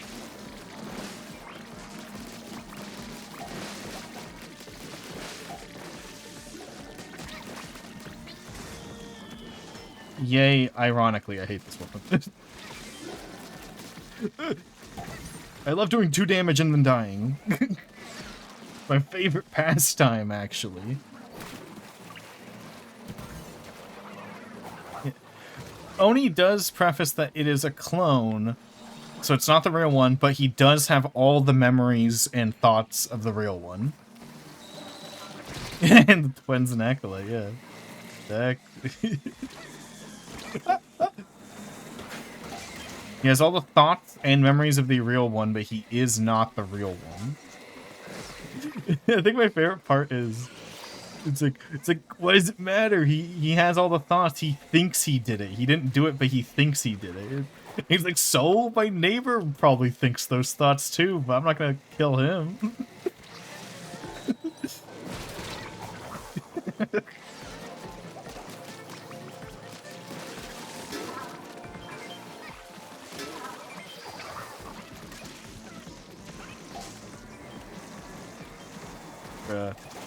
I wish I wasn't given the brush to suffer with during that round. I'm in agony. Only Big Penny is keeping me sane right now.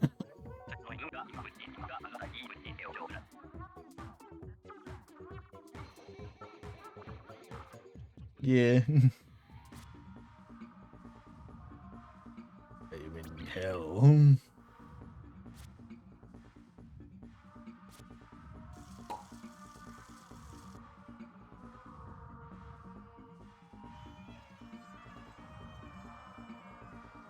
In Big Penny we should. Love him.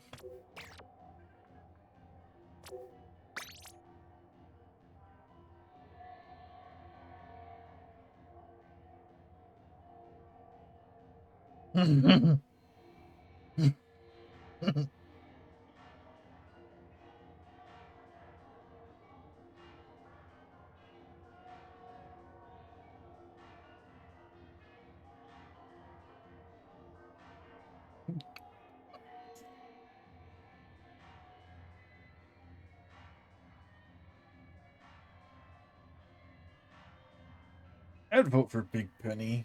I trust him. He'd make it so they stop making pennies, so he has the best one.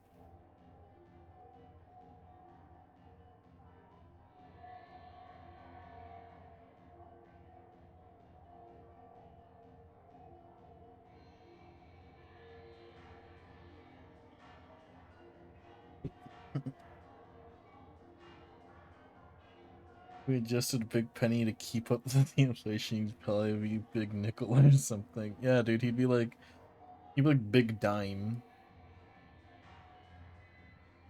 Fun fact, did you know when the half-cent coin in America was defunct, like they stopped making it, it had more buying power than today's dime?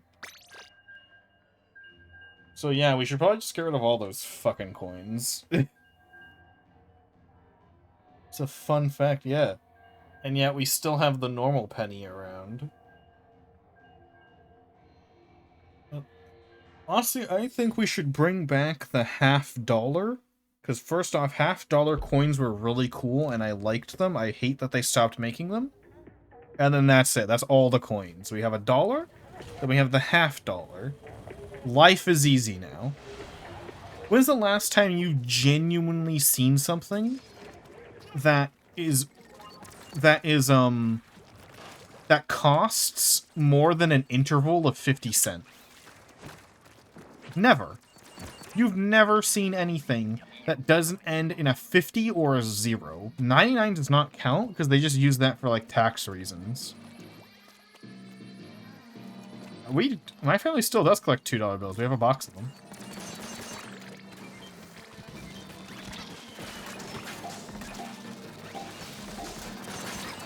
It even is on the $2 bill. I don't even know.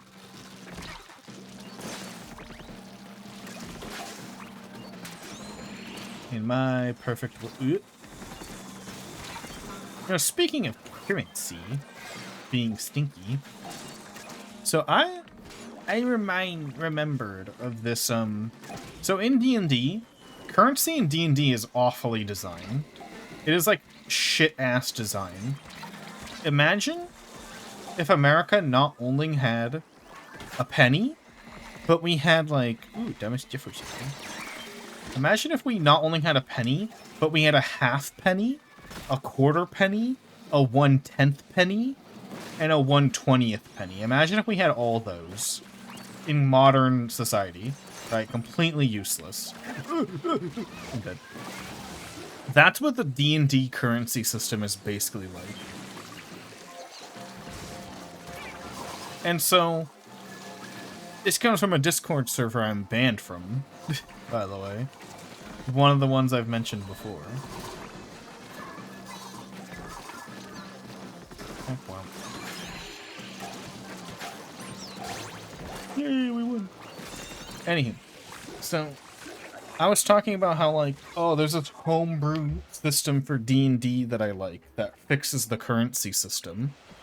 Well, like an easy way to translate current items into the new currency.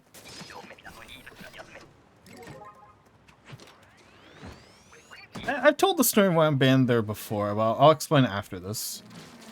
This actually kind of contributed to me getting banned, technically speaking. In a technical way. So... I was talking about this, and then this bitch, I hate this person. By the way, this person, in this argument, was the person that I've mentioned decided to dedicate like a month out of their life to ruining one of my friendships. Sorry, as many friendships as they could. They ruined 2. So yeah, this is that person who ended up doing that. This is before they did that, but they ended up doing that. So they're like, well, if it ain't broke, don't fix it. And I'm like, no, but the current D&D currency system is broke. Like, it's not fun in any way, and you never need any currency below below 1 gold in D&D. And they're like, oh yeah? What about the spell that requires you to have 1 copper penny in your pocket? And I'm like, that hardly counts, right? And they got really mad at me for that. For saying that the only time you need a gold piece... or you need a currency less than 1 gold in D&D is when you need to cast the spell that requires you to have 1 copper penny in your pocket. But it doesn't use the copper penny. You just need 1 copper penny for life. How did I fuck up? Oh my god. But my team clutched it for me. Yay. But yeah, they got really mad at me for that. I don't know why, but whenever I talked about D&D in that server, I attracted the dumbest people. Like, constantly. Like, the dumbest people would come out of the woodworks to, like, argue with me about D&D when they are clearly wrong. And I have no clue why they always did. So, like, there's this other... I'll explain this one for... I'll talk about this before I mention why the band story. So... is that... Can I come to a second? So another D&D thing that happened there. So there's a spell in D&D. I think it's literally just called Levitate. It lets you lift an object into the air, and it becomes weightless until it touches the ground, right? And you know, this was clearly a joke. There's no way you could have read my message and not interpret it as a joke, right? And I said, well, here's something funny. You use levitate to lift up an anvil, right? And then you put the anvil on someone's head, and now they have an anvil on their head, and they die. Because there's an anvil on their head. You know, like instant neck break. Like, it's a joke. Like, obviously there's no rule in D&D saying if there's an anvil on your head, your neck breaks and you die. So it doesn't work. It's clearly a joke. You know? There's no way you can interpret it as not a joke. But this guy comes in and he goes, no, because the anvil's not touching the ground. So the anvil remains weightless. And I'm like, bruh. Okay, first off, it was a joke.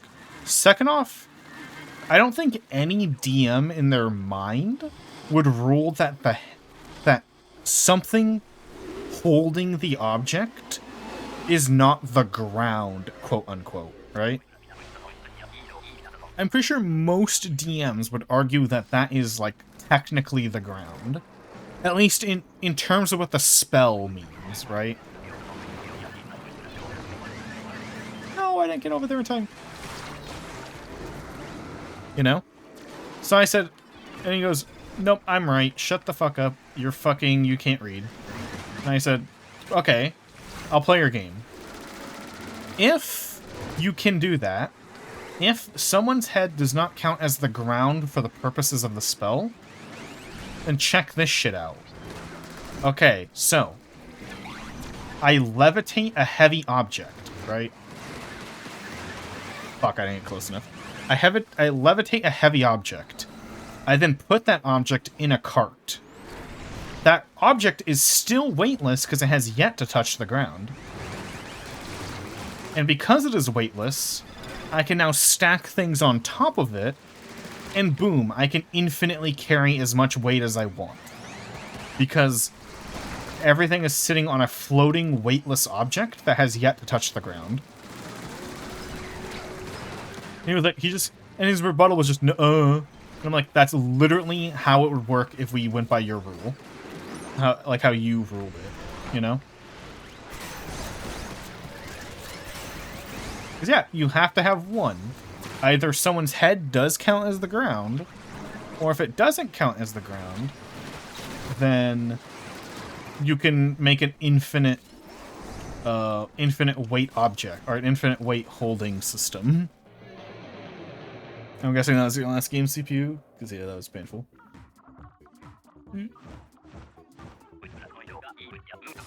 I think I'll continue to tell my stories. I'm not gonna play anymore though. So, for Roizen, because Roizen hasn't heard him yet. So, I don't think I'm still gonna go. I think I'm just gonna tell my story. Yep. So, yeah, so that guy was annoying. And fun fact, that conversation was the last conversation I had on that server before being banned. But it was not technically the reason I was banned. Now, it's story time. And oh my god, I have time to tell a story, which is great. It's gonna sit on the... Can leave the room. I want to get a nice backdrop by going into the city.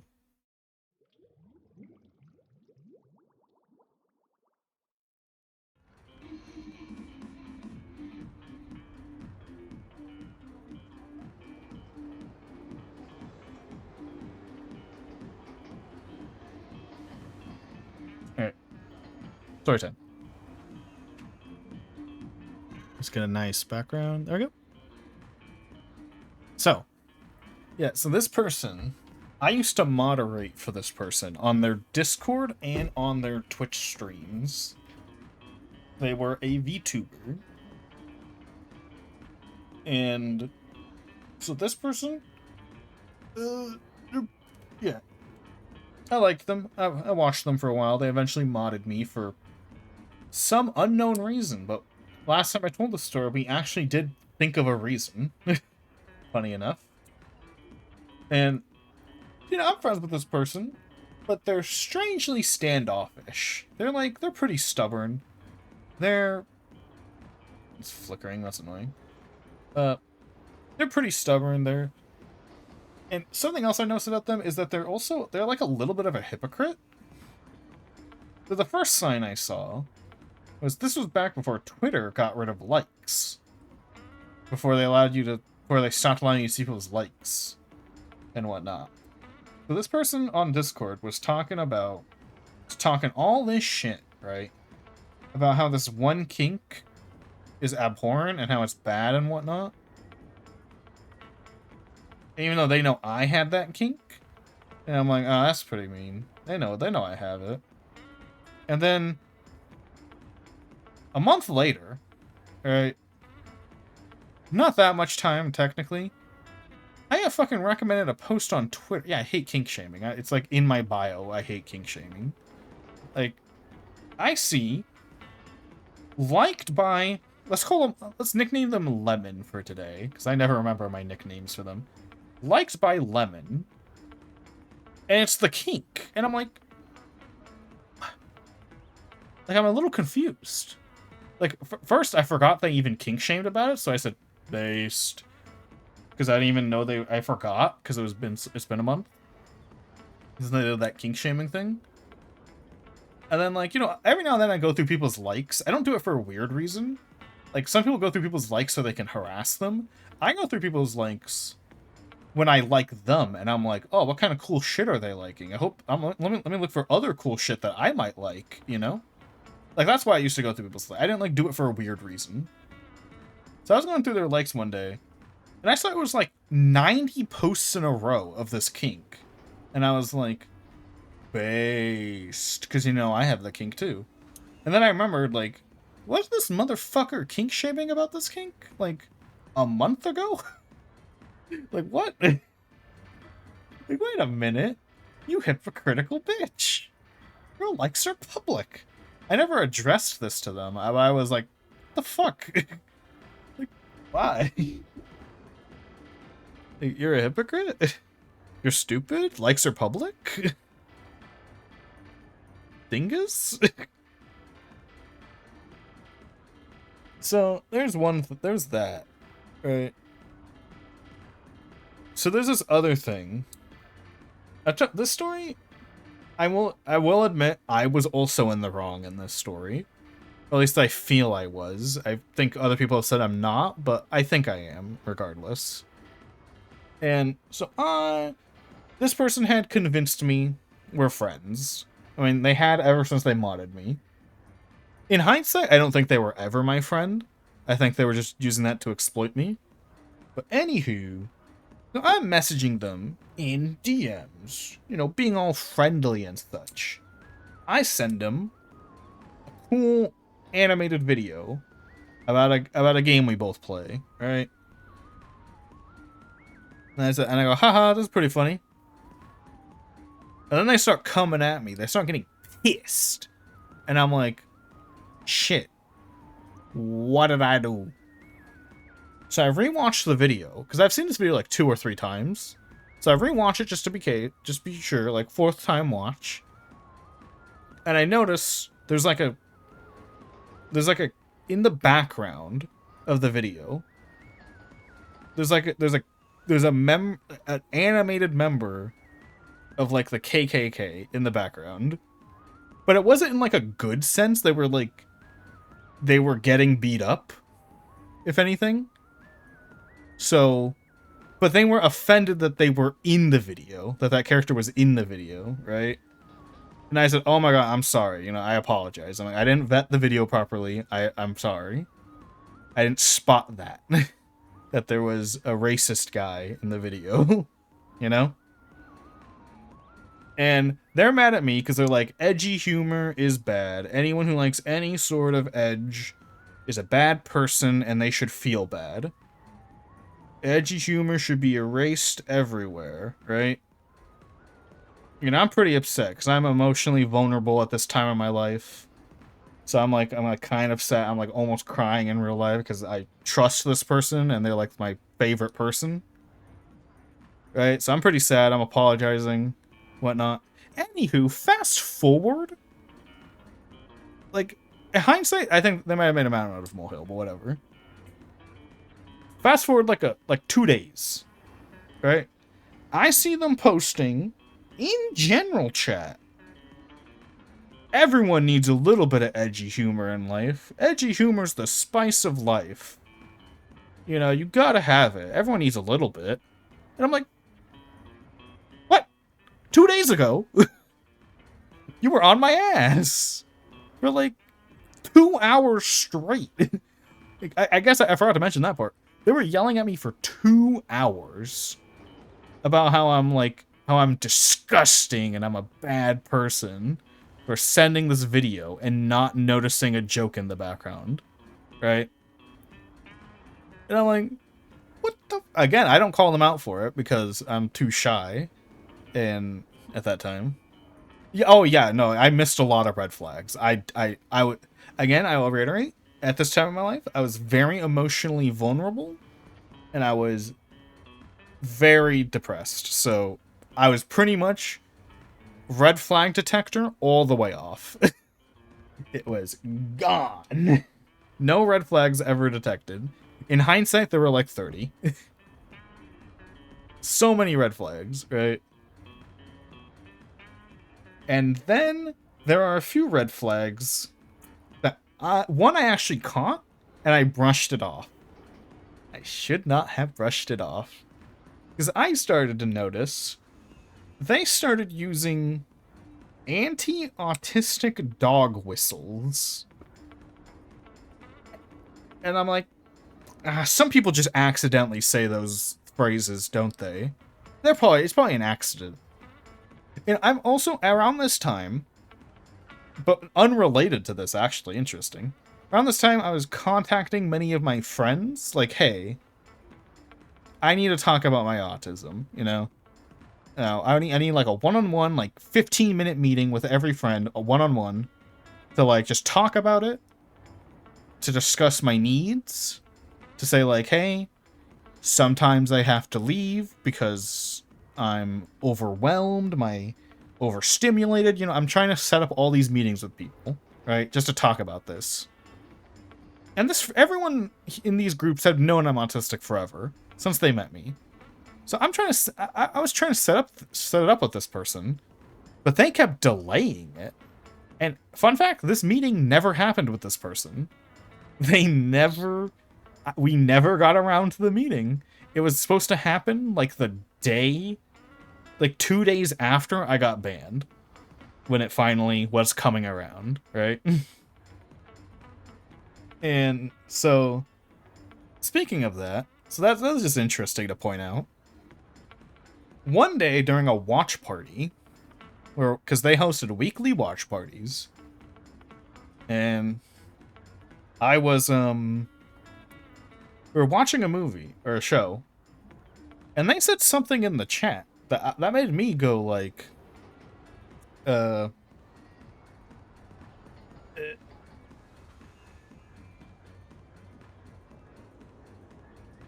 probably should write that on the screen. Anyway, they said something in like the chat, because that's text chat only during the watch party. And they said like, they had this whole paragraph, but in the middle, they snuck in a little something, and it said that they said autism was made up by the government to control people. And that was like the first red flag I actually saw. I was like, Like, I was very uncomfortable after that was said. I stopped basically watching the show we were watching. I was just, like, thinking for the rest of the day. I was like, maybe they didn't mean it. Maybe I somehow misinterpreted this sentence. Somehow, you know? Like, they know I'm autistic. So surely they didn't mean that. Right? Surely. Unfortunately, I was not around long enough to probe that any further. But with the hindsight, no, I think they were crazy. But the funny thing about that is Lemon had ADHD and mentioned it frequently, like an awkward amount of frequently, that they had ADHD. And now, 3 things, right? 1, if you're also neurodivergent, why are you fighting against autistic people? We're on the same team? Like, if autistic people go down, ADHD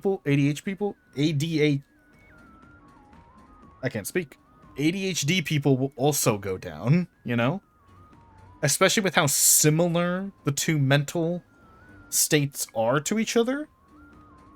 If one of us gets taken down by the government, the other will too. That's a little weird. Second, with how similar they are, surely she would be able to understand, like, autism. Like, surely she wouldn't, like, be a clueless moron, right? Third, with the power of hindsight, I don't think she had ADHD. I really don't, in hindsight. I think she was doing it for marketing reasons. I think she was saying she had it for marketing reasons, because this goes on into our next story. And possibly the last. Who knows? Depends on if I think of another tangent.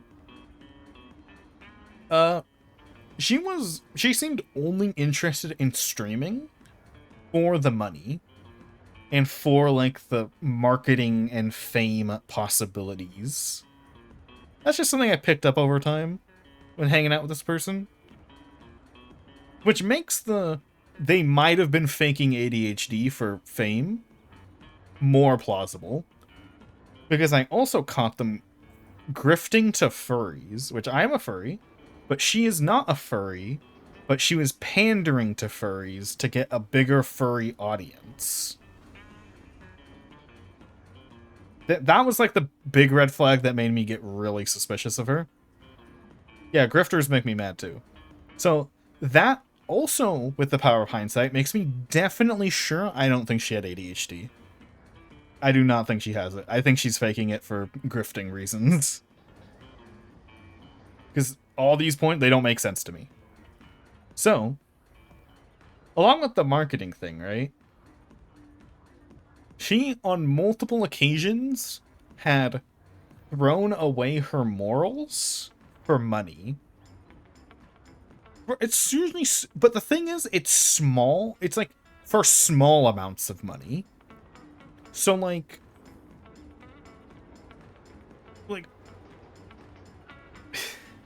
So, Harry Potter, it's a hot topic. Or it's not a hot topic, it's a sensitive topic. But, you know, I like Harry Potter. I know the creator is a horrible, bad person. Those two things can that can exist as a person. That you can like the products, you know, you grew up with it, you loved it. Funny little thing. But you don't support the creator in any way, because the creator's a bad person. Most of her server are Harry Potter fans, right? And, you know, we're just chilling. We're talking about Harry Potter in the movie channel, like the movie and books channel. We're talking about, you know, Harry Potter and shit. We're like, oh yeah, that's pretty cool. I like the funny wizard, you know. Like, we're mostly making fun of it too. Like we're pointing out all the funny things about it that are kind of bad, right? And this fucking person, this other person, this is from a few stories ago. You know, the person who decided to ruin my life for a month. This person comes in. They had yet to do it again. Still, this is before they did that. And they're like, they start throwing a hissy fit that we're talking about Harry Potter, and I'm like. I'm a moderator at this point. And I'm like, hey, chill out, man. Like, we're just vibing. We're having a good time. If this topic makes you uncomfortable, I'm sorry. But everyone else is very comfortable and having a good time. It's like, you should step out for now, you know? Just like, you know, proper response, I'd say. No, they continue throwing their hissy fit. And this person's they're not a moderator. But they are high-ranking enough that I can't just kick them.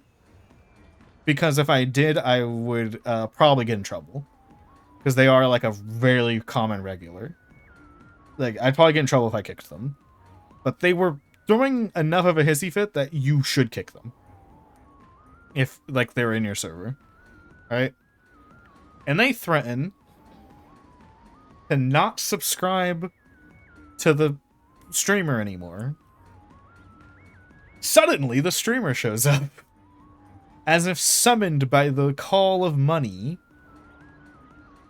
And suddenly, this topic is now illegal. You cannot talk about Harry Potter anymore. Well, because the creator is a bad person. That's her stated reason. But it's weird that she only got involved when she was about to lose $2.50 a month.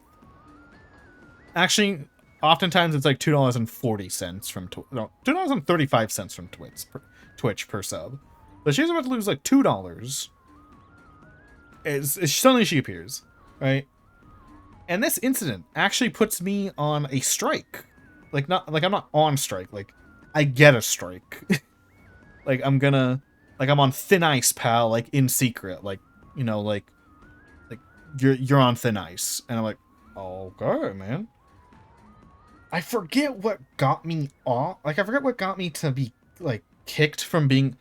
I forget what got me unmodded specifically. But that's what got me on thin ice. And something else got me taken off moderator. Oh, I remember. So, I remember what got me kicked off as moderator. So, it's like 2 a.m. You know, barely anyone on the server's awake. I'm awake because I stay up late, right? And so, I'm not having a good day. I'm not having a good week. I'm not having a good month because this all happened during the time of my life where I was just really fucking depressed, really bad mental state. You know, I wasn't having a good day, and this person, they're my friend. Not anymore though, sadly, but.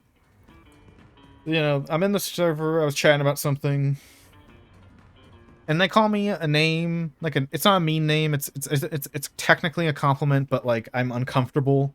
Especially at that time, I was very uncomfortable with being called that. Not gonna say what it is, because I don't want to. Because I'm fine with it now, and I don't want to make anyone think they can't say it to me. So I'm not gonna say what it is. But it's a compliment, and I wasn't comfortable with it. I hated being called it. And I said, like, man, I'm not having a good day. Can you like not today? I just don't want to deal with it. And they're like, oh yeah, I'm sorry. Appreciate it. And they deleted their message.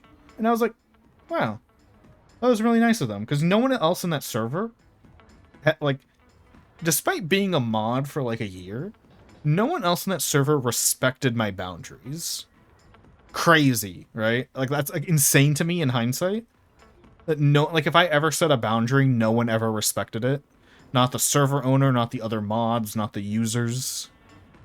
Like, weirdly enough, it was only my boundaries. If I crossed anyone else's boundaries, I was yelled at, you know? On accident, too. Like, I was like, wow, it's really nice of you. Appreciate it, man. Like, it made me smile. It made me genuinely happy that day, because I was having a really bad day. 20 minutes pass, and I get a DM from the owner. And again, I'm a mod still. And they're like, hey, tell me what this person said so that I can ban them.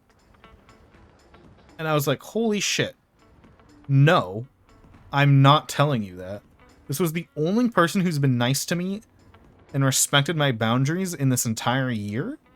I'm not gonna give you any reason to ban them right now. Like, I was refusing, right? And it was clear.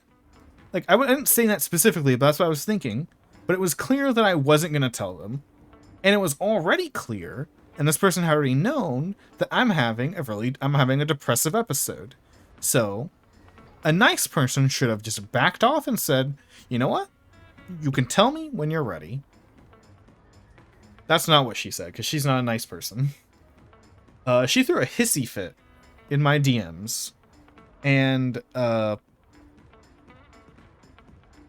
pretty sure she insulted me a few times. And then she said, you can't be a mod anymore. Mods have to listen to whatever I say whenever I say it. And I was unmodded. I was like, oh. And I was, again, depressive state in my life. I just believed I was the problem. Hindsight, I don't think I was. I was not the problem. So, you know, that's what got me unmodded. And the downward spiral to me being banned. So, over the next bit, the aforementioned asshole that would in the future would go on to try ruining my life for a month started being actually no, this is when it started, because this started ruining my life in this server. No man, this is when it started. So they started trying to just dog on me for everything now that I wasn't a moderator. No, yeah, they totally didn't. Yeah, I fully think that I was modded just for free, because I'll save it. I'll save it till the end. The reason I was modded, I think. So we keep going. Oh, got a message. What's this? It's blue sky. It's nothing. Anywho, so they start trying, like, they're antagonizing me over the next month, and you know they're purposefully trying to cause arguments with me, knowing I'm in a very emotional state over this month, right? And one day, I see them talking about Butch Hartman. And if you don't know about Butch Hartman, he's basically the J.K. Rowling for autistic people. And the official reason for Harry Potter being banned in the server, you know, a month prior, was, quote, we're not going to talk about shows, properties, or books where the creator is a bigot. That's the official rule ever since that incident with the $2.30. So I come in and I say, hey, like, well-meaning, I'm not doing this to be mean. I was really well-meaning. Like, hey, Butch Hartman really hates autistic people.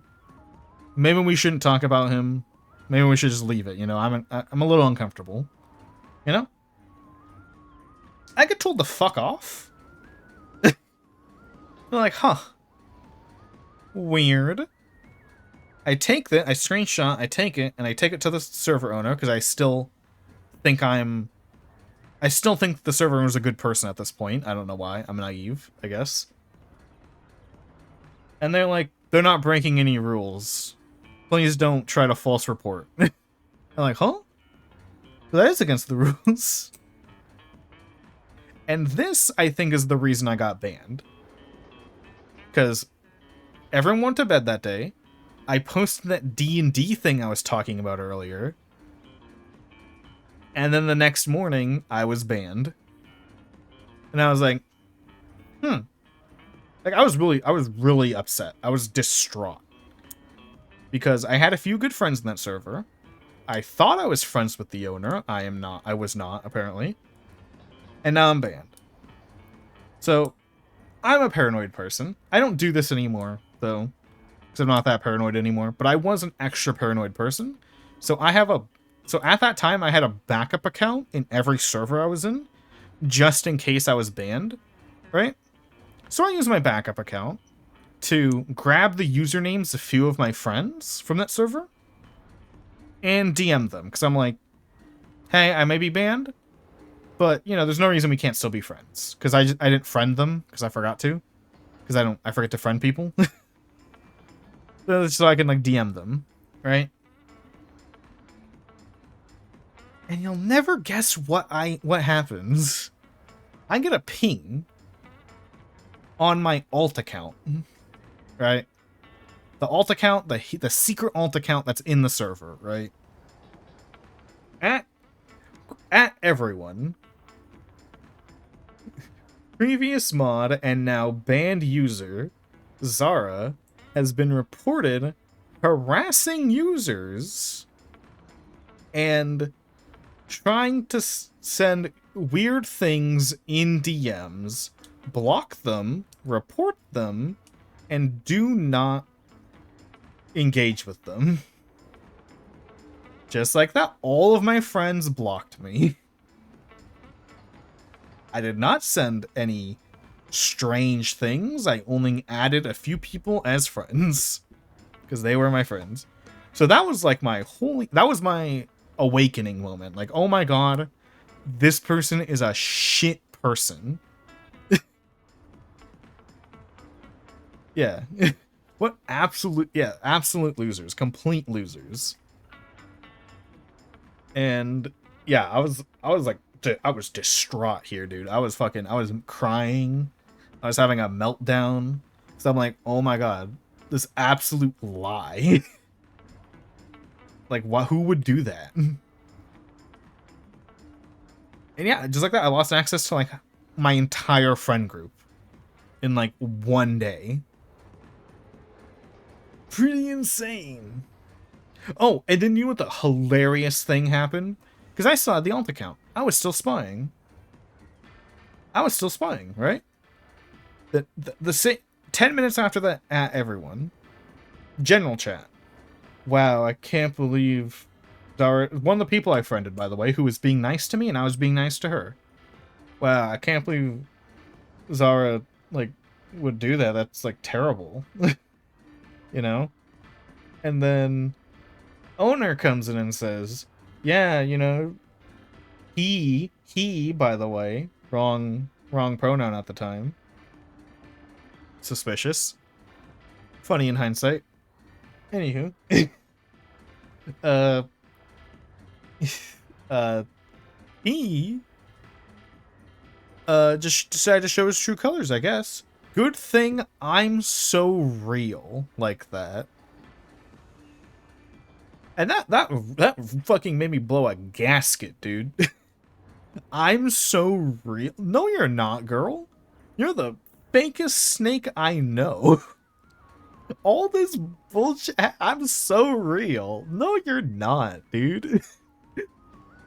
I'm so real. Nuh-uh. What about that dark humor thing? What about the money thing? What about the fucking autism thing? Fucking I'm so real. What a load of horseshit that is. Yeah. And that brings that story to a close. But I said we figured out as a chat the last time I told this story. We figured out as a chat last time I told this story that why this person made me a mod. One day before I got the mod. Okay, so wait, hold on. Rewind. Rewind further. I was semi-active in this person's chat for about a month. Then I was like lurking. I didn't really chat for like 2 months. It's probably more like 3 months, 4 months, like 3 months active, 4-ish months inactive. And then I come back for like a week. And the day before I was modded, I posted in her vent channel that I just got out of a really abusive situation. So we as a chat realized, holy shit, she read my vent and decided to use me as free labor because I was emotionally vulnerable. Huh. Because that's like literally the only explanation why this person made me a mod, but proceeded to shit on me constantly. That is the only logical explanation. This fucking conniving piece of shit. Absolute turbo shit of a person. That, like, disgusting person. And I drew a lot of free shit for this person, too, afterwards, after I became a mod. So yeah, it was definitely all a ruse, as a trick. And there's probably more stories I forgot, but those are the highlight stories. Those are the crazy ones. Yeah, that whole journey was a fucking insano ride for me when it was happening. I guess there's also an epilogue, I guess. Who's ready for a quick epilogue? Epilogue time, here we go. So, remember that person I mentioned who decided to try ruining my life for a whole month? Well... oh, game keeps going dark. So, they shared another server with me. Another server where I was also a moderator. The story continues. And, they decided to try ruining my life in that server. They also got me unmodded, and then subsequently banned from that server. But I don't think they could have done it without that server owner also being a piece of shit. Again, hindsight, that other server owner, also a piece of shit. Master modes have been updated. That's awesome, game. Very peculiar. Yeah, they heavily sabotaged me in that other server as well. Yeah, never. Yeah, exactly. I never take that shit. Whenever I hear an allegation, I literally, if it's with someone I know, I do ask the other person. Like, it's so damaging. So this person, you know, the life ruiner, they try arguing with me again in this other server every chance they get. And I already had some incidents in this other server. So,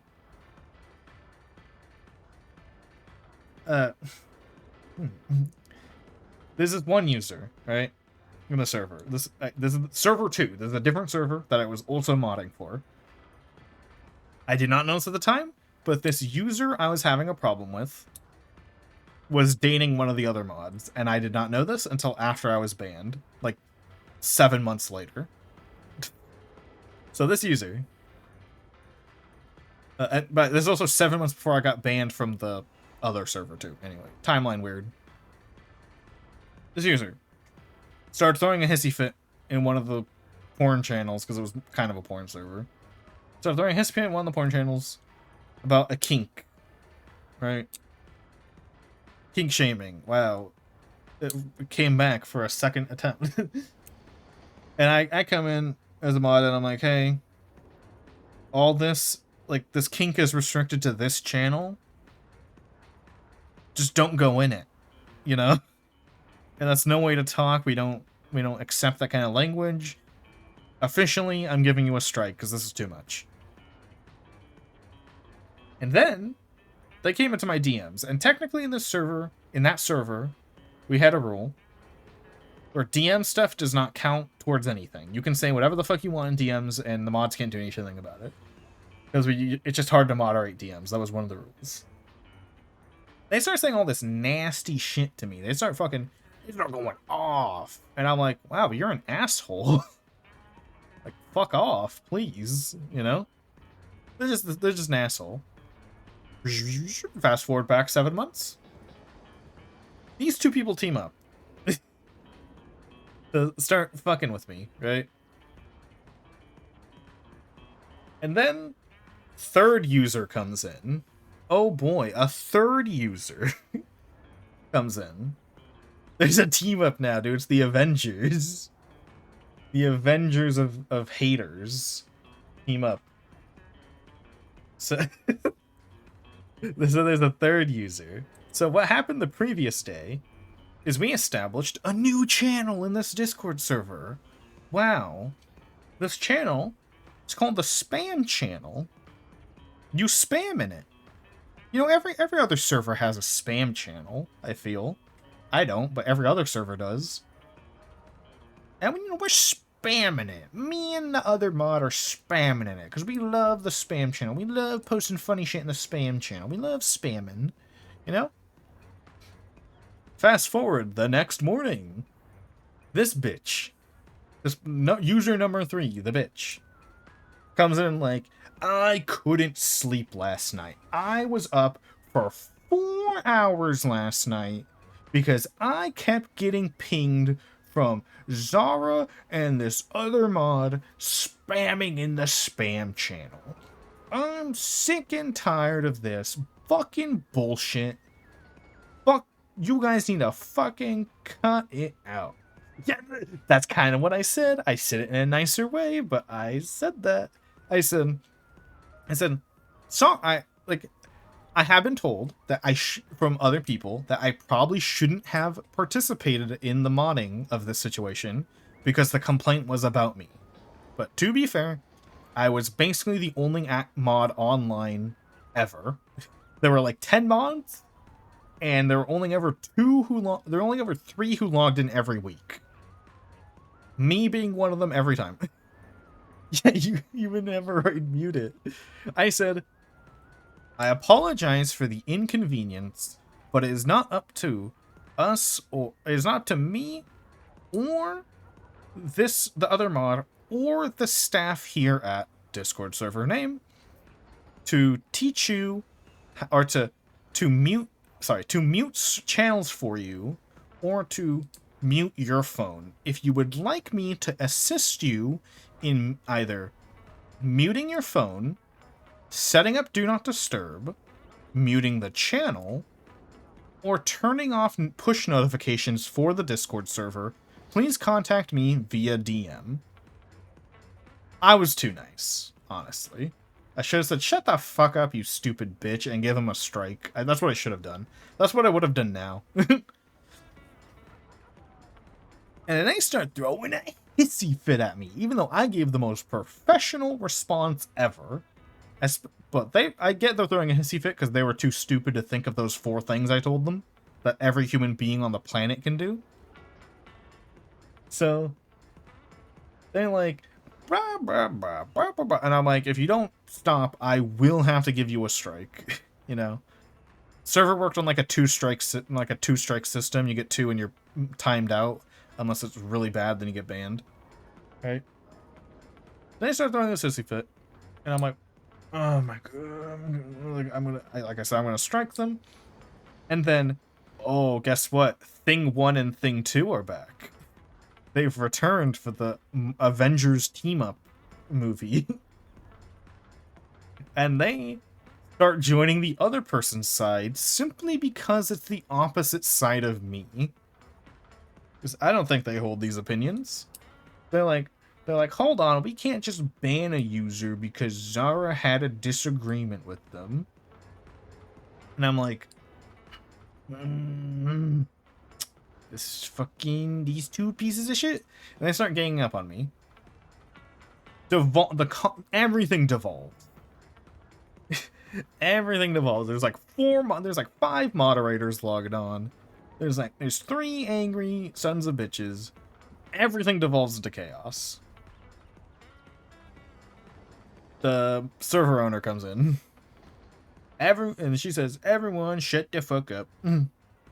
I will deal with this in 3 hours. Please leave the evidence and whatever in the mod channel.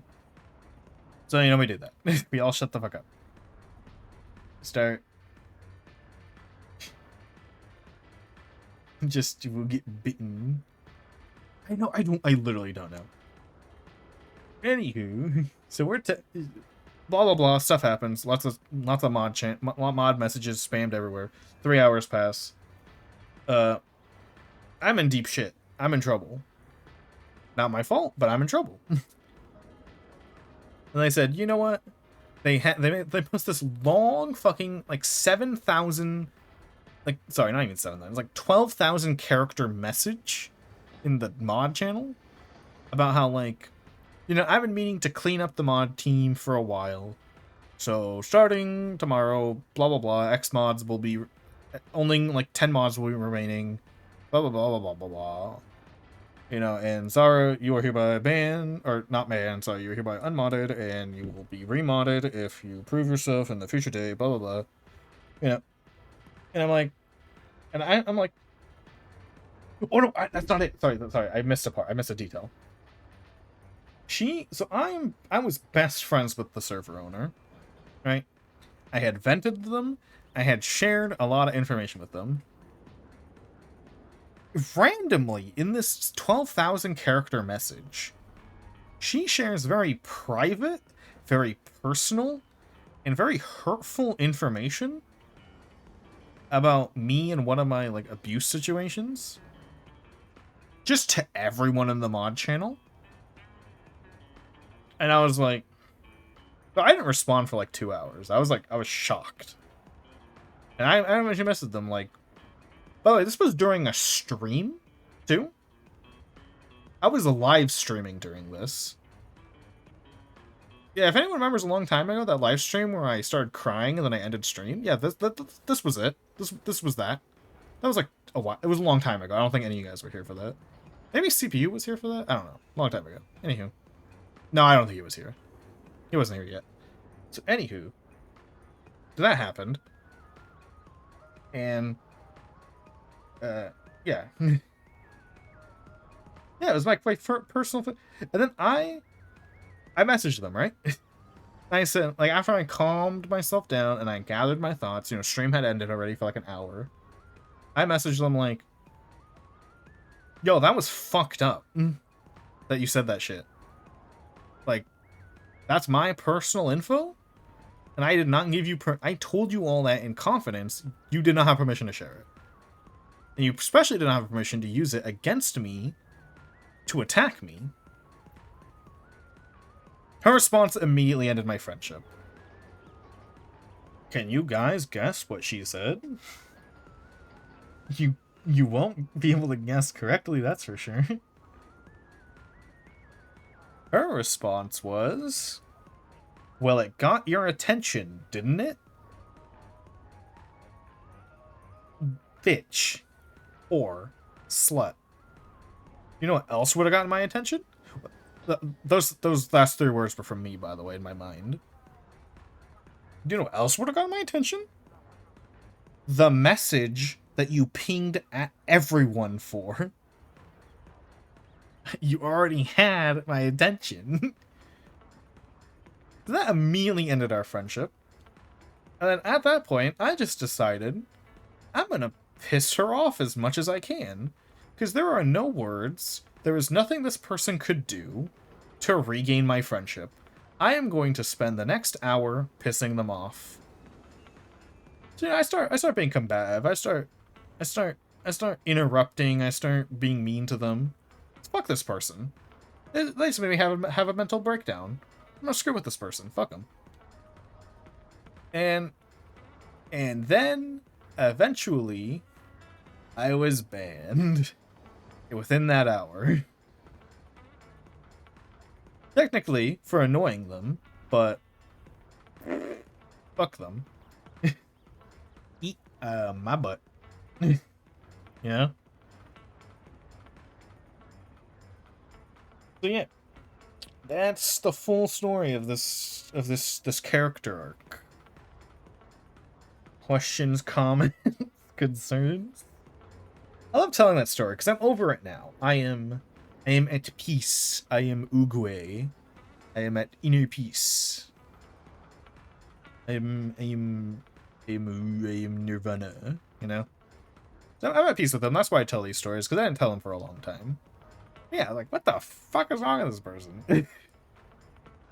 Absolutely slaying now. Yeah, dude. Like, it was up.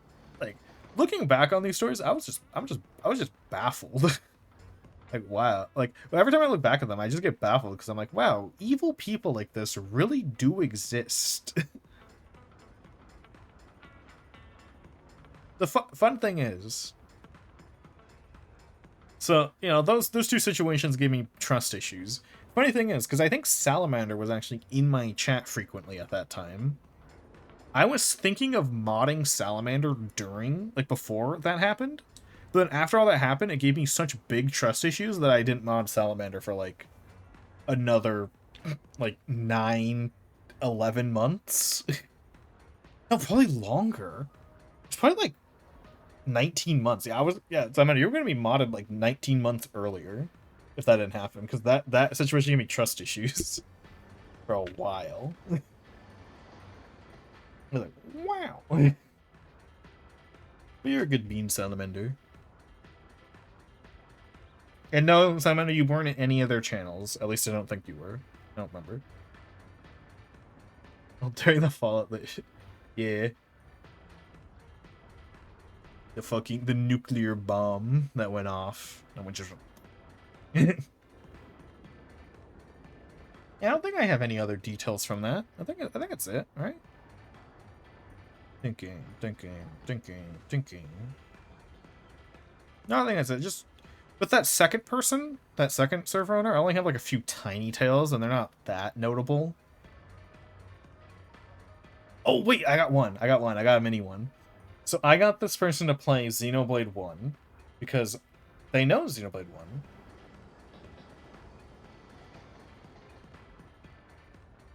Okay? So I love Xenoblade 1. And I got this person, this was obviously long before any of this shit went down. I got to play Xenoblade 1. And they quit Xenoblade 1 in 2 hours because the gameplay was too complicated. Bro. So first off, yes, the gameplay gets more complicated after 2 hours. But bruh, there is nothing complicated about the gameplay of Xenoblade 1 in the first hour. Like, what the fuck is wrong with this person? Like, that was the ultimate red flag. They thought Xenoblade 1 was too complicated in gameplay in the first hour. Now, that's a red flag. That's a technical foul. Get the fuck out of it.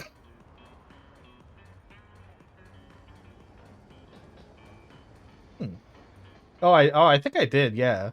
Because you had a very similar name to someone else, I think.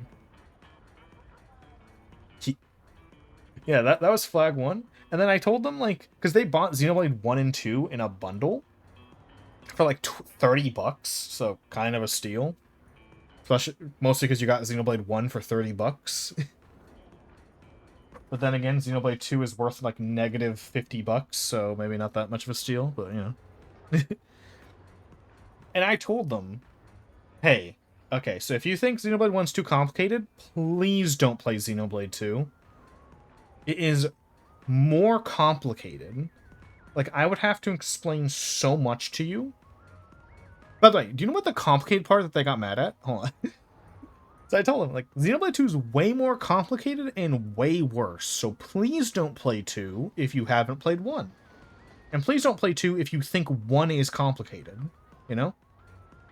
So the thing they thought was complicated was I told them red means damage, pink means status effect, or means status effect A, green is status effect B, and blue is healing.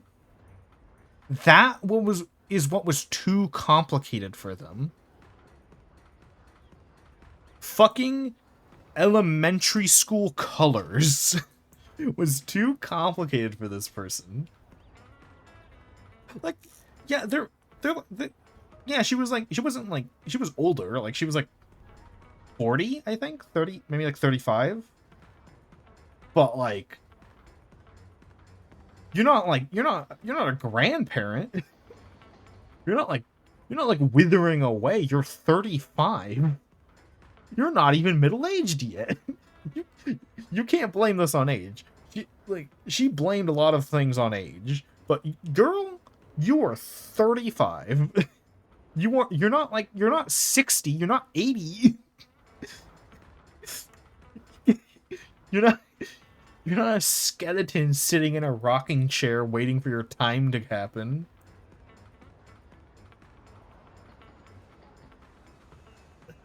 You can't blame everything on your age. Like, come on. You can't blame everything on being too old. Crazy fucking lunatic. Fucking thinks Xenoblade 1 is too complicated. Bro, your first console was literally... She told me her first console was the Atari, dude. You know how complicated some fucking Atari games are? More complicated than Xenoblade, that's for sure. Well, not complicated, convoluted, but still, whatever. Similar in power. Yeah, that person. That should have been my first. That should have been the ultimate red flag that they thought Xenoblade 1 was too complicated. That should have been my time to bounce. The only other red flag, like I literally thought, I'm like, that's a red flag of mine. I should unfriend this person. And do you know what it was? They were an anti-critique person. Remember how I was complaining about that 7 hours ago? Yeah, they were one of those people. That was the biggest red flag. And I thought about it. I'm like, that's such a big red flag for me that I should leave. And then I didn't leave. Oh, how naive I was. I'm like, it's just one red flag. It's all full circle. Just one red flag. Surely that sign that means the person's insane doesn't mean this person's insane. Maybe they just have one bad opinion. No, they were insane. Fucking lunatic. Deranged, even. Oh, wait, one more story. This one's... one more mini story about this person. Alright. So, they would come to me.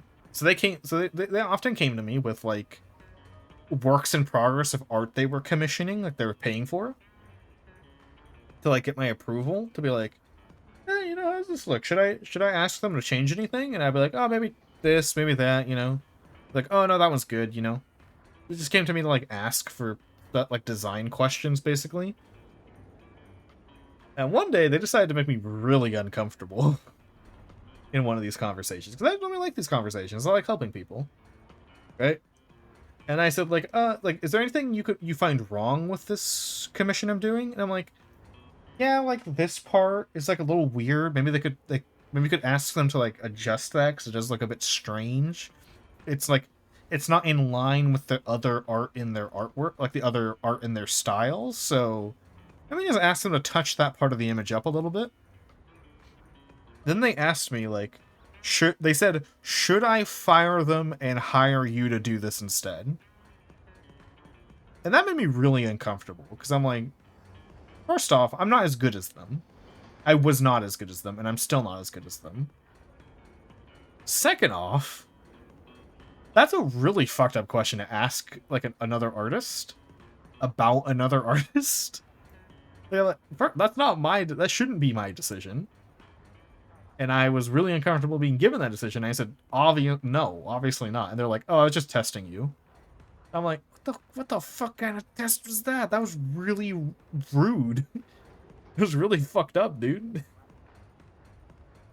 Like, yeah, really disgusting behavior. I'm like, if I heard someone say that when they were commissioning me, that they were considering firing me to hire someone else, I would be pissed. At the hands. Yeah, I think that's the only other weird story I had. Yeah, give me a break. And that's why I call that year the worst year of my life. It was really bad. All that happened in 1 year. All those stories. All 1 year. Plus a few more that I didn't share. That are also kind of bad. But not as entertaining. But also shorter. So I didn't bother with them. Yeah, that was a really fucked up year. And now they're all behind me. But would you believe me if I said there were 3 other people who were very similar in that same fucking year, dude? 3! I only shared 2! Little did you know there was more pieces to this pie.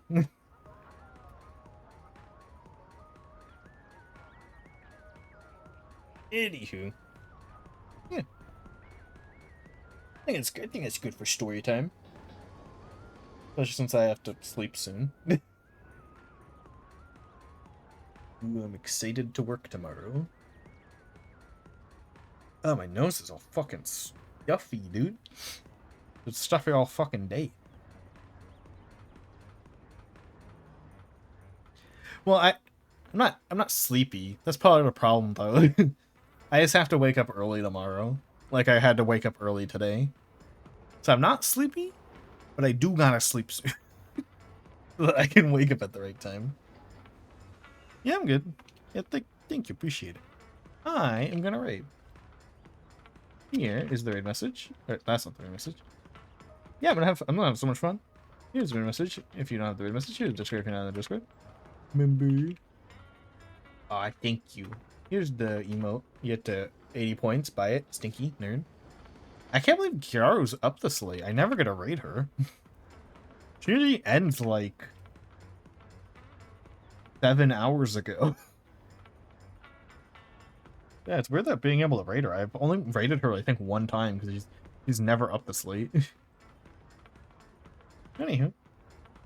Good night. I have to sleep in like 5 minutes. I'm gonna listen to Big Penny. Good night.